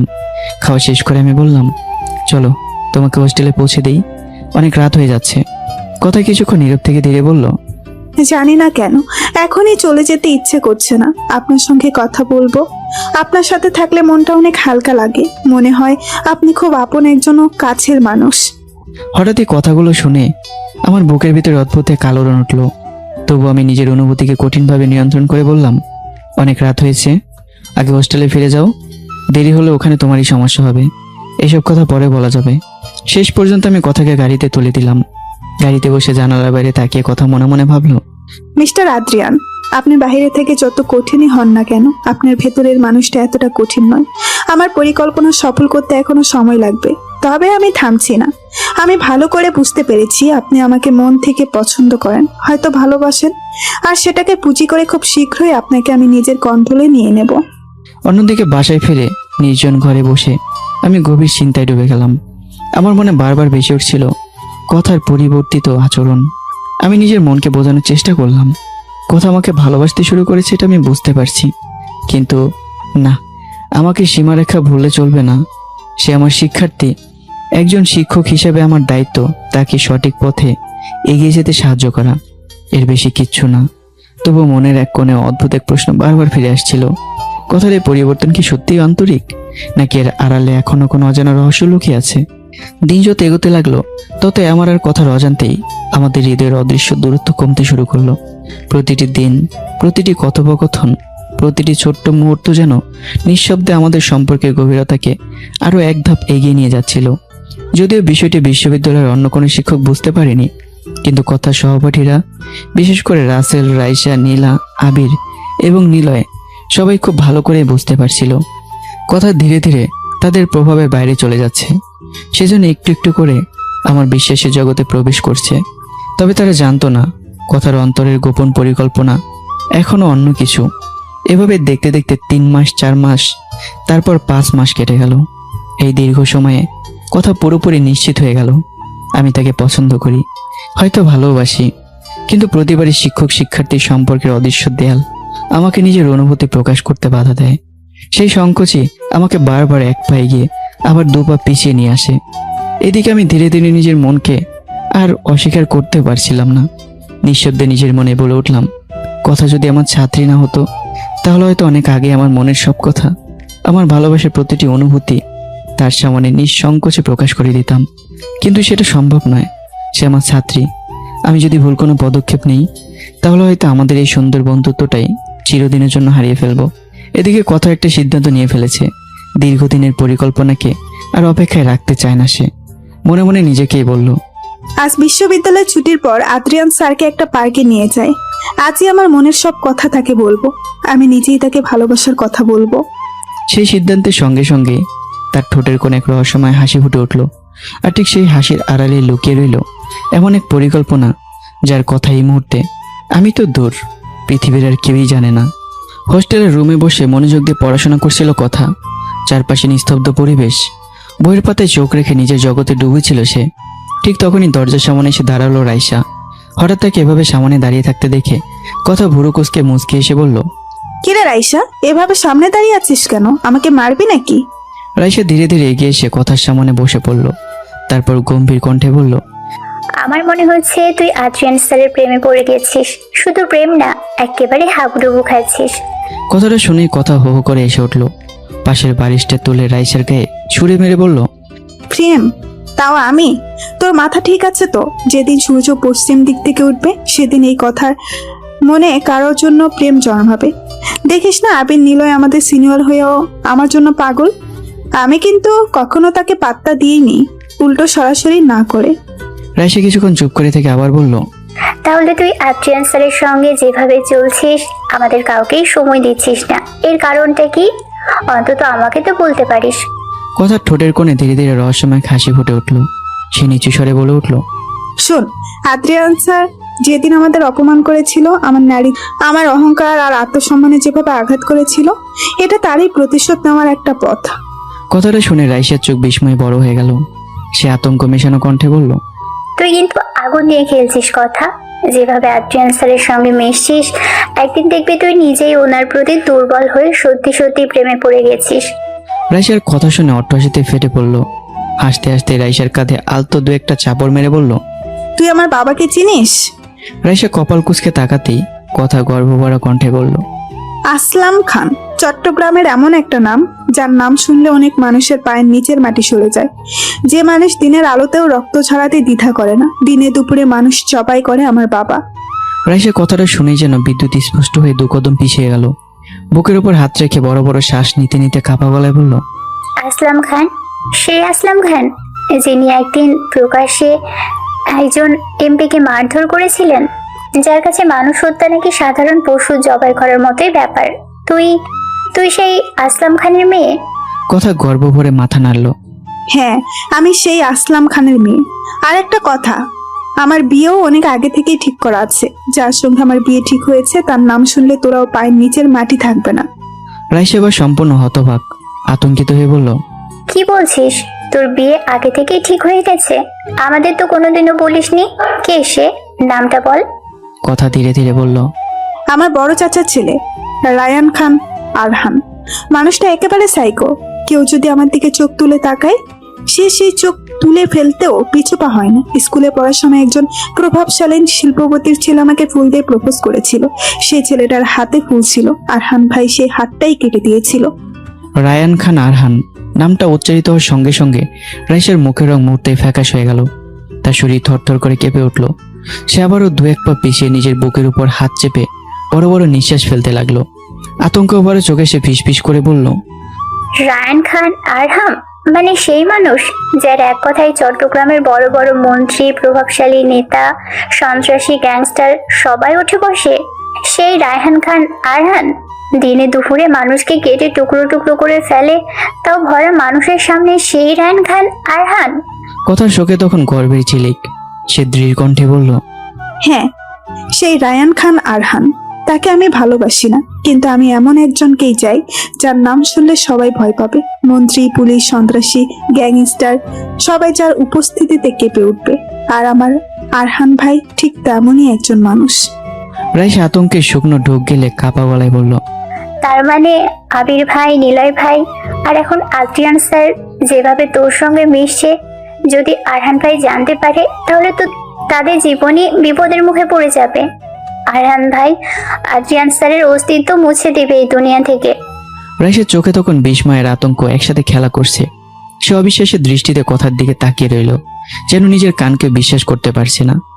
তখন কথা বেপরোয়া ভাবমূর্তি নিয়ে ঠোঁটের কোণে অহংকারে হাসি ফুটিয়ে ধীরে ধীরে বলে উঠল, আমি তো চাই আগে আদ্রিয়ান স্যার আমার প্রেমে হাবুডুবু খাক, তারপর আমার ভালোবাসার আঘাতে তার অন্তরটা, তার মনটা টুকরো টুকরো করে দেব। এরপর আনহান ভাইয়ের কানে শুধু একটা নাম তুলে দেব, আদ্রিয়ান স্যার। কথাগুলো শুনে রাইসা রীতিমতো স্তব্ধ হয়ে গেল, চোখ দুটো বিস্ফোরিত, বুকের ভিতর নিঃশ্বাসের ওঠানামা বেড়ে গেছে। নিজেকে সামলে নিয়ে সে কাপা গলায় বলল, তুই তো এক ঝিলে দুই পাখি মারতে চাইছিস কথা। একদিকে তোর অপমানের প্রতিশোধ, আর অন্যদিকে আদ্রিয়ান স্যারের জীবনটাই শেষ হয়ে যাবে। অন্যদিকে নিজের নির্জন ফ্ল্যাটের জানালার পাশে দাঁড়িয়েছিলাম, হাতে ধোয়া ওঠা এক কাপ কফি, দূরের ব্যস্ত শহরের দিকে স্থির দৃষ্টিতে তাকিয়ে নিজের জীবনের গত 6 মাসের কথা ভাবছিলাম। মাত্র 6 মাস আগেও আমি ছিলাম ব্যবসায়িক জগতের এক অপ্রতিরোধ্য নাম। যে প্রজেক্টে আদ্রিয়ান মির্জা টেন্ডার জমা দিত, সেখানে প্রতিদ্বন্দ্বী প্রতিষ্ঠানগুলো ভয়ে টেন্ডার জমাই দিত না। আমার নাম শুনলে বড় বড় ব্যবসায়ীদের কণ্ঠ শুকিয়ে যেত। আমার ক্রোধের সামনে বাঘের গর্জনে যেন স্নান হয়ে পড়ত। আর আজ আমি একজন সাধারণ বিশ্ববিদ্যালয়ের শিক্ষক। ঠোঁটের কোণে শান্ত একটু হাসি ফুটিয়ে নিজেকে বললাম, এতে আমার কোনো আফসোস নেই, কারণ ছোটবেলা থেকে আমার স্বপ্ন ছিল একদিন আমি একজন বিশ্ববিদ্যালয়ের শিক্ষক হব। পরদিন বিশ্ববিদ্যালয়ে এসেই আমার চোখ অজান্তেই কাউকে খুঁজতে লাগলো, কিন্তু আমি জানতাম না কেন এমন হচ্ছে।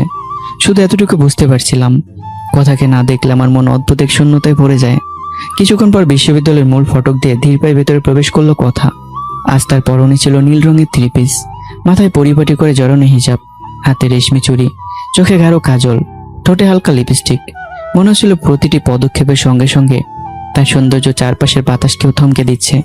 নিলয়, আবির, রাসেল, এমনকি বিশ্ববিদ্যালয়ের প্রায় প্রতিটি ছেলের চোখ অনিচ্ছা সত্ত্বেও তার দিকে স্থির হয়ে রইল। কেউ চোখ ফিরিয়ে নিতে পারছিল না।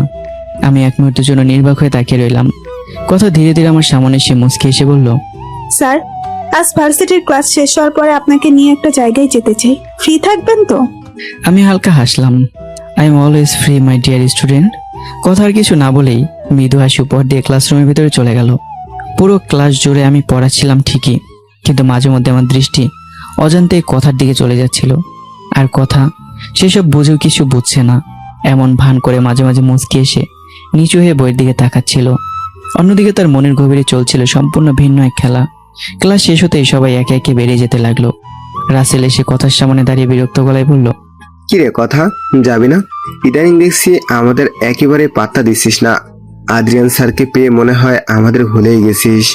কথা শুধু চোখের ইশারায় তাকে থামিয়ে দিয়ে শান্ত গলায় বলল, বেশি কিছু বলিস না, চুপচাপ চলে যা, পরে তোর সঙ্গে কথা বলবো। সবাই চলে যাওয়ার পর বিশ্ববিদ্যালয় প্রায় ফাঁকা হয়ে গেল। আমি আর কথা ধীর পায়ে হাঁটতে হাঁটতে কাছের একটি পার্কে গিয়ে বসলাম। দুজনের মাঝখানে নেমে এলো এক অদ্ভুত নীরবতা। মৃদু বাতাস বইছে, অথচ কারো মুখে কোনো কথা নেই। অবশেষে নীরবতা ভাঙলাম। কথা, আজ তো বলেছিলি কিছু বলবে, এখন এত চুপ করে আছো কেন? কথা লজ্জায় মুখ অন্যদিকে ফিরে নিল। আঙ্গুল দিয়ে ওনার প্রান্ত মোচড়াতে মোচড়াতে নিচু স্বরে বলল, স্যার, কিভাবে শুরু করব বুঝতে পারছি না। অনেক সাহস নিয়ে এসেছিলাম, কিন্তু এখন মনে হচ্ছে সব সাহস কোথায় যেন হারিয়ে গেছে।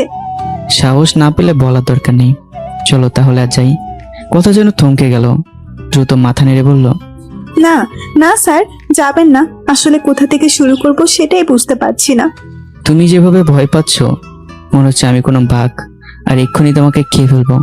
কথা কিছুক্ষণ মাথা নিচু করে নীরবে বসে রইল, তারপর ধীরে ধীরে মুখ তুলে মৃদু কণ্ঠে বলল, স্যার, আপনি তো বাঘ নন, কিন্তু একজন মানুষ। যখন তার স্বপ্নের মানুষকে, নিজের মনের মানুষকে বুকের ভেতর লুকিয়ে রাখা সব অনুভূতির কথা বলতে চায়, তখন হাজারো জড়তে এসে তাকে আটকে ধরে। কথাগুলো শুনেই আমি যেন মুহূর্তেই জমে গেলাম। বিস্ময়ে আমার চোখ দুটো বড় হয়ে উঠলো। আমি নির্বাক হয়ে কথার দিকে তাকিয়ে রইলাম। আর কথা মাথা নিচু করে আবার বলতে শুরু করলো, প্রথম দিন থেকে আপনার ব্যক্তিত্ব, আপনার গুড লুকিং, আপনার স্টাইল সবকিছুই আমার ভীষণ ভালো লাগতো। কিন্তু আমার অহংকার আর বেপরোয়া স্বভাবের জন্য সেই অনুভূতি প্রকাশ করা তো দূরের কথা, উল্টো আপনার মনেই আমি নিজের হাতে হাজারো ভুল ধারণা ঢুকিয়ে দিয়েছিলাম। আপনার মনকে বিষাক্ত করে তুলেছি। আমি অবাক চোখে তাকিয়ে শান্ত গলায় বললাম, আজ হঠাৎ এসব কথা কেন? আর আমি তোমার মনের মানুষ কথাটা ঠিক বুঝতে পারলাম না। কথা গভীর একটা নিঃশ্বাস ফেলে ধীরে ধীরে বলল, স্যার, যেদিন আপনি আমার নারীত্ব, আমার চলাফেরা আর জীবনযাপন নিয়ে প্রশ্ন তুলেছিলেন, সেদিন থেকে আমি নিজেকে বদলানোর চেষ্টা করি। তারপর আপনার সঙ্গে বন্ধুত্ব হলো। সেই বন্ধুত্বের মাঝেই কখন যে আপনার প্রতি আমি দুর্বল হয়ে পড়েছি নিজেও বুঝতে পারিনি। সে একটু থামলো, কণ্ঠ আরো ভারী হয়ে এলো। এখন শুধু একটা কথাই মনে হয়, যদি কোনোদিন আপনি আমার থেকে দূরে চলে যান, তখন মনে হয় বুকের ভেতরের হৃৎপিণ্ডটা ছটফট করে চিৎকার করে উঠবে, না আদ্রিয়ান, শুধু আমার।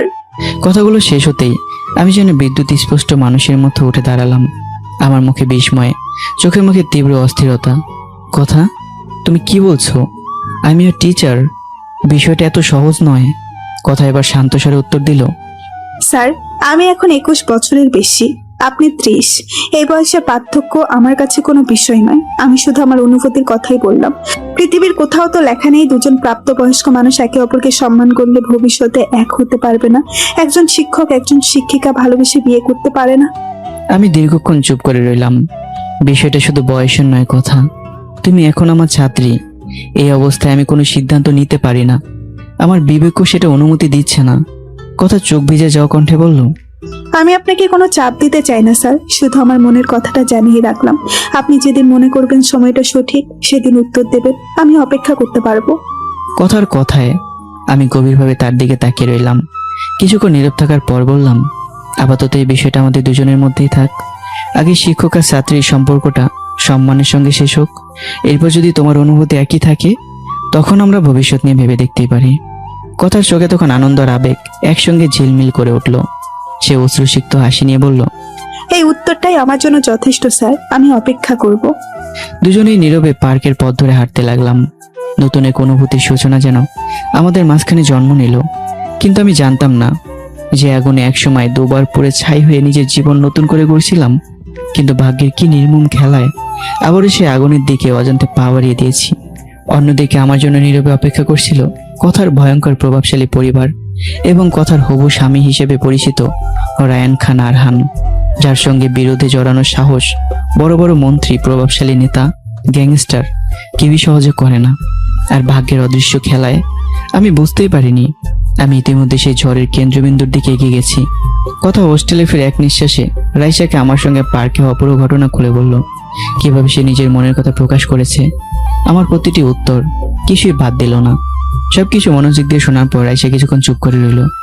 তারপর গম্ভীর নিঃশ্বাস ফেলে বলল, কথা, এর মানে হচ্ছে আদ্রিয়ান স্যার তোকে ছাত্রী বলে এখনো পুরোপুরি গ্রহণ করতে পারছে না। তা না হলে তোর প্রপোজাল এত সহজে ঝুলিয়ে রাখতো না। আমার মনে হয় শিক্ষক ছাত্রীর সম্পর্ক শেষ না হওয়া পর্যন্ত স্যার কোনো সিদ্ধান্ত নেবে না। কথা মৃদু হেসে শান্ত গলায় বলল, দেখি আর কিছুদিন যাক, তারপর কি করা যায় সেটা ভেবে দেখব। এরপর দিন গড়িয়ে সপ্তাহ, সপ্তাহ পেরিয়ে মাস। সময়ের সঙ্গে সঙ্গে আমার আর কথার মধ্যে সম্পর্ক আরো গভীর হতে লাগলো। অন্যদিকে নিলয়, আবির আর রাসেলের চোখে আমি যেন ধীরে ধীরে বিষে পরিণত হলাম। সুযোগ পেলে কিভাবে আমার ক্ষতি করা যায় সেই চিন্তায় তাদের মাথায় ঘুরপাক খেতে লাগলো। বিশ্ববিদ্যালয়ে আরো অনেক ছেলে ভেতরে ভেতরে ঈর্ষায় জ্বলতে শুরু করলো, কারণ আমার জন্যই তারা আর কথার কাছে যাওয়ার সুযোগ পাচ্ছিল না। তবুও ভার্সিটির প্রধান শিক্ষক আমিনুল ইসলাম সহ অন্যান্য শিক্ষকরা আমাকে কিছু বলতো না, কারণ এই বেপরোয়া ক্লাসটাকে আমি কন্ট্রোল করে রেখেছি। একদিন বিকেলে আমি এর কথা পাশাপাশি হাঁটছিলাম। হঠাৎ কথা শিশুর মতো আবদার করে বলল, স্যার, আজ আমার খুব ফুচকা খেতে ইচ্ছে করছে। আমি মুচকি এসে তাকিয়ে নিয়ে রাস্তার পাশের একটি ফুচকার দোকানে বসলাম। দুজন ফুচকা খাচ্ছিলাম। ঠিক পাশের বেঞ্চে বসে একজন মধ্যবয়স্ক লোক পত্রিকা পড়ছিলেন। হঠাৎই আমার চোখ পড়ল পত্রিকার প্রথম পাতার মোটা শিরোনামে, রায়হান খান আরমানের হাতে আরেক শিল্পপতির খুন, আতঙ্কে কেউ মুখ খুলতেও রাজি নয়। কৌতূহল বশত আমি ভদ্রলোককে উদ্দেশ্য করে বললাম, চাচা, এই আরহান নামের লোকটার কথা তো অনেক শুনেছি। সবাই বলে সে নাকি কাউকে ভয় পায় না। বড় বড় মন্ত্রী, প্রভাবশালী নেতা, এমনকি গ্যাংস্টারও তার নাম শুনে নাকি কেঁপে ওঠে। ভদ্রলোক পত্রিকা ভাঁজ করে দীর্ঘ শ্বাস ফেলে বললেন, বাবা, সবাই তো জীবনের মাঝে আছে। এই আরহানের সঙ্গে সত্যতা বলা আর নিজেদের তার চাইলকে দায়িত্ব দেওয়া দুটাই এক কথা। পাশে বসে ফুচকা খাচ্ছিল কথা। লোকটার কথাগুলো শুনে তার ঠোঁটের কোনো অদ্ভুত এক চিলতে হাসি ফুটে উঠল।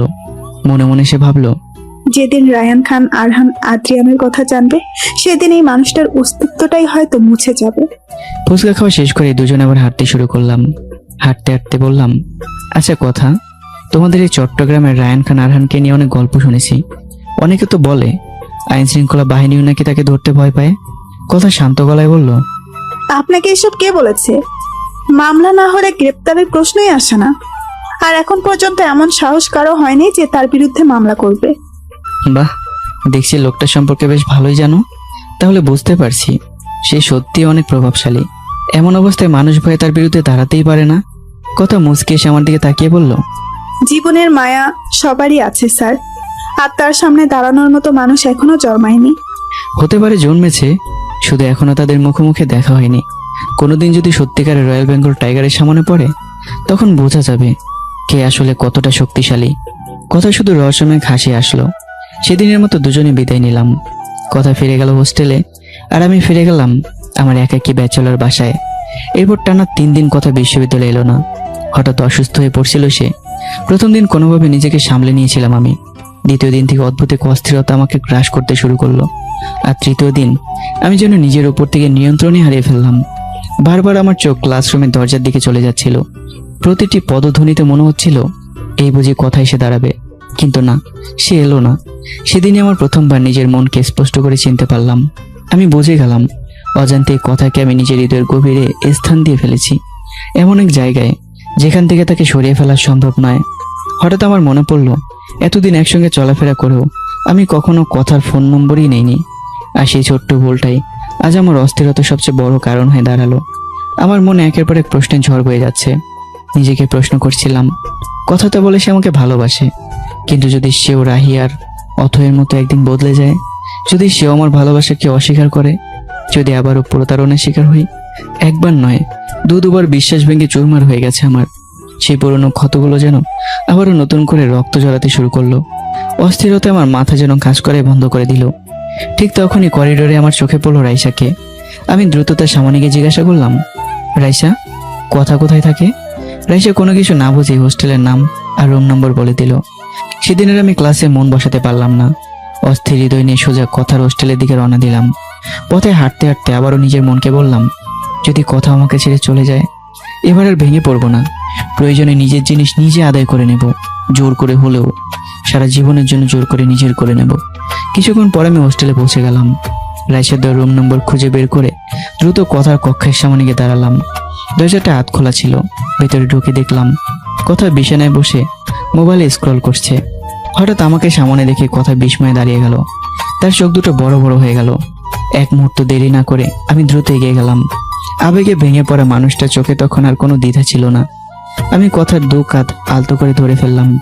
আমার বুকের ভিতর হৃদস্পন্দন এতটাই দ্রুত চলছিল যে খুব কাছাকাছি দাঁড়িয়ে থাকা কথা পর্যন্ত সেই অস্থিরতার ছন্দ অনুভব করতে পারছিল। কথাকে খুব শক্ত করে জড়িয়ে ধরলাম আমি। বিস্মিত কণ্ঠে কথা বলল, স্যার কি হয়েছে? আপনি এমন করছেন কেন? আমি গভীর শ্বাস নিয়ে আবেগ ভরা কণ্ঠে বললাম, কথা, I love you, I really really love you, you are my heart. এই 3টে দিন তোমাকে না দেখে আমি বুঝতে পেরেছি তুমি আমার হৃদয়ের কতটা গভীরে জায়গা করে নিয়েছো। কথাগুলো শুনে কথার ঠোঁটের কোণে ধীরে ধীরে একটুখানি হাসি ফুটে উঠলো। বাইরে থেকে সেই হাসি ছিল নির্মল, কিন্তু তার মনের গভীরে এই জন্য এক অন্য হিসাব চলছিল। সে মনে মনে ভাবলো, অবশেষে আমার পরিকল্পনার প্রথম ধাপ সফল হলো। তবে কথা তখনও জানতো না সে অজান্তে এমন এক ঘুমন্ত বাঘের হৃদয়ে হাত দিয়েছে, যার জেগে ওঠার পরিণতি কেমন হতে পারে তার সময় একদিন তাকে বুঝিয়ে দেবে। আর এটা জানতে হলে অবশ্যই আপনাদের পরের পর্বের জন্য অপেক্ষা করতে হবে। এরপরে শুরু হতে যাচ্ছে এমন এক যুদ্ধ যেখানে এক বাঘের মুখোমুখি হতে যাচ্ছে আরেক সিংহ। তো দেখা হচ্ছে আবারও পরের পর্বে। আজ এই পর্যন্তই। সেই পর্যন্ত সবাই ভালো থাকবেন, আর গল্পটা কেমন হচ্ছে কমেন্ট করে জানাবেন। কারণ এত সুন্দর গল্প যদি আপনারা কমেন্ট লাইক না করেন, চ্যানেলটা সাবস্ক্রাইব না করেন, তাহলে গল্পের কাজের আগ্রহে মরে যাবে। অবশ্যই কমেন্ট করে জানিয়ে দেবেন। ভিডিওতে একটা লাইক দিয়ে যাবেন, চ্যানেলটাতে একটা সাবস্ক্রাইব করবেন। টাটা।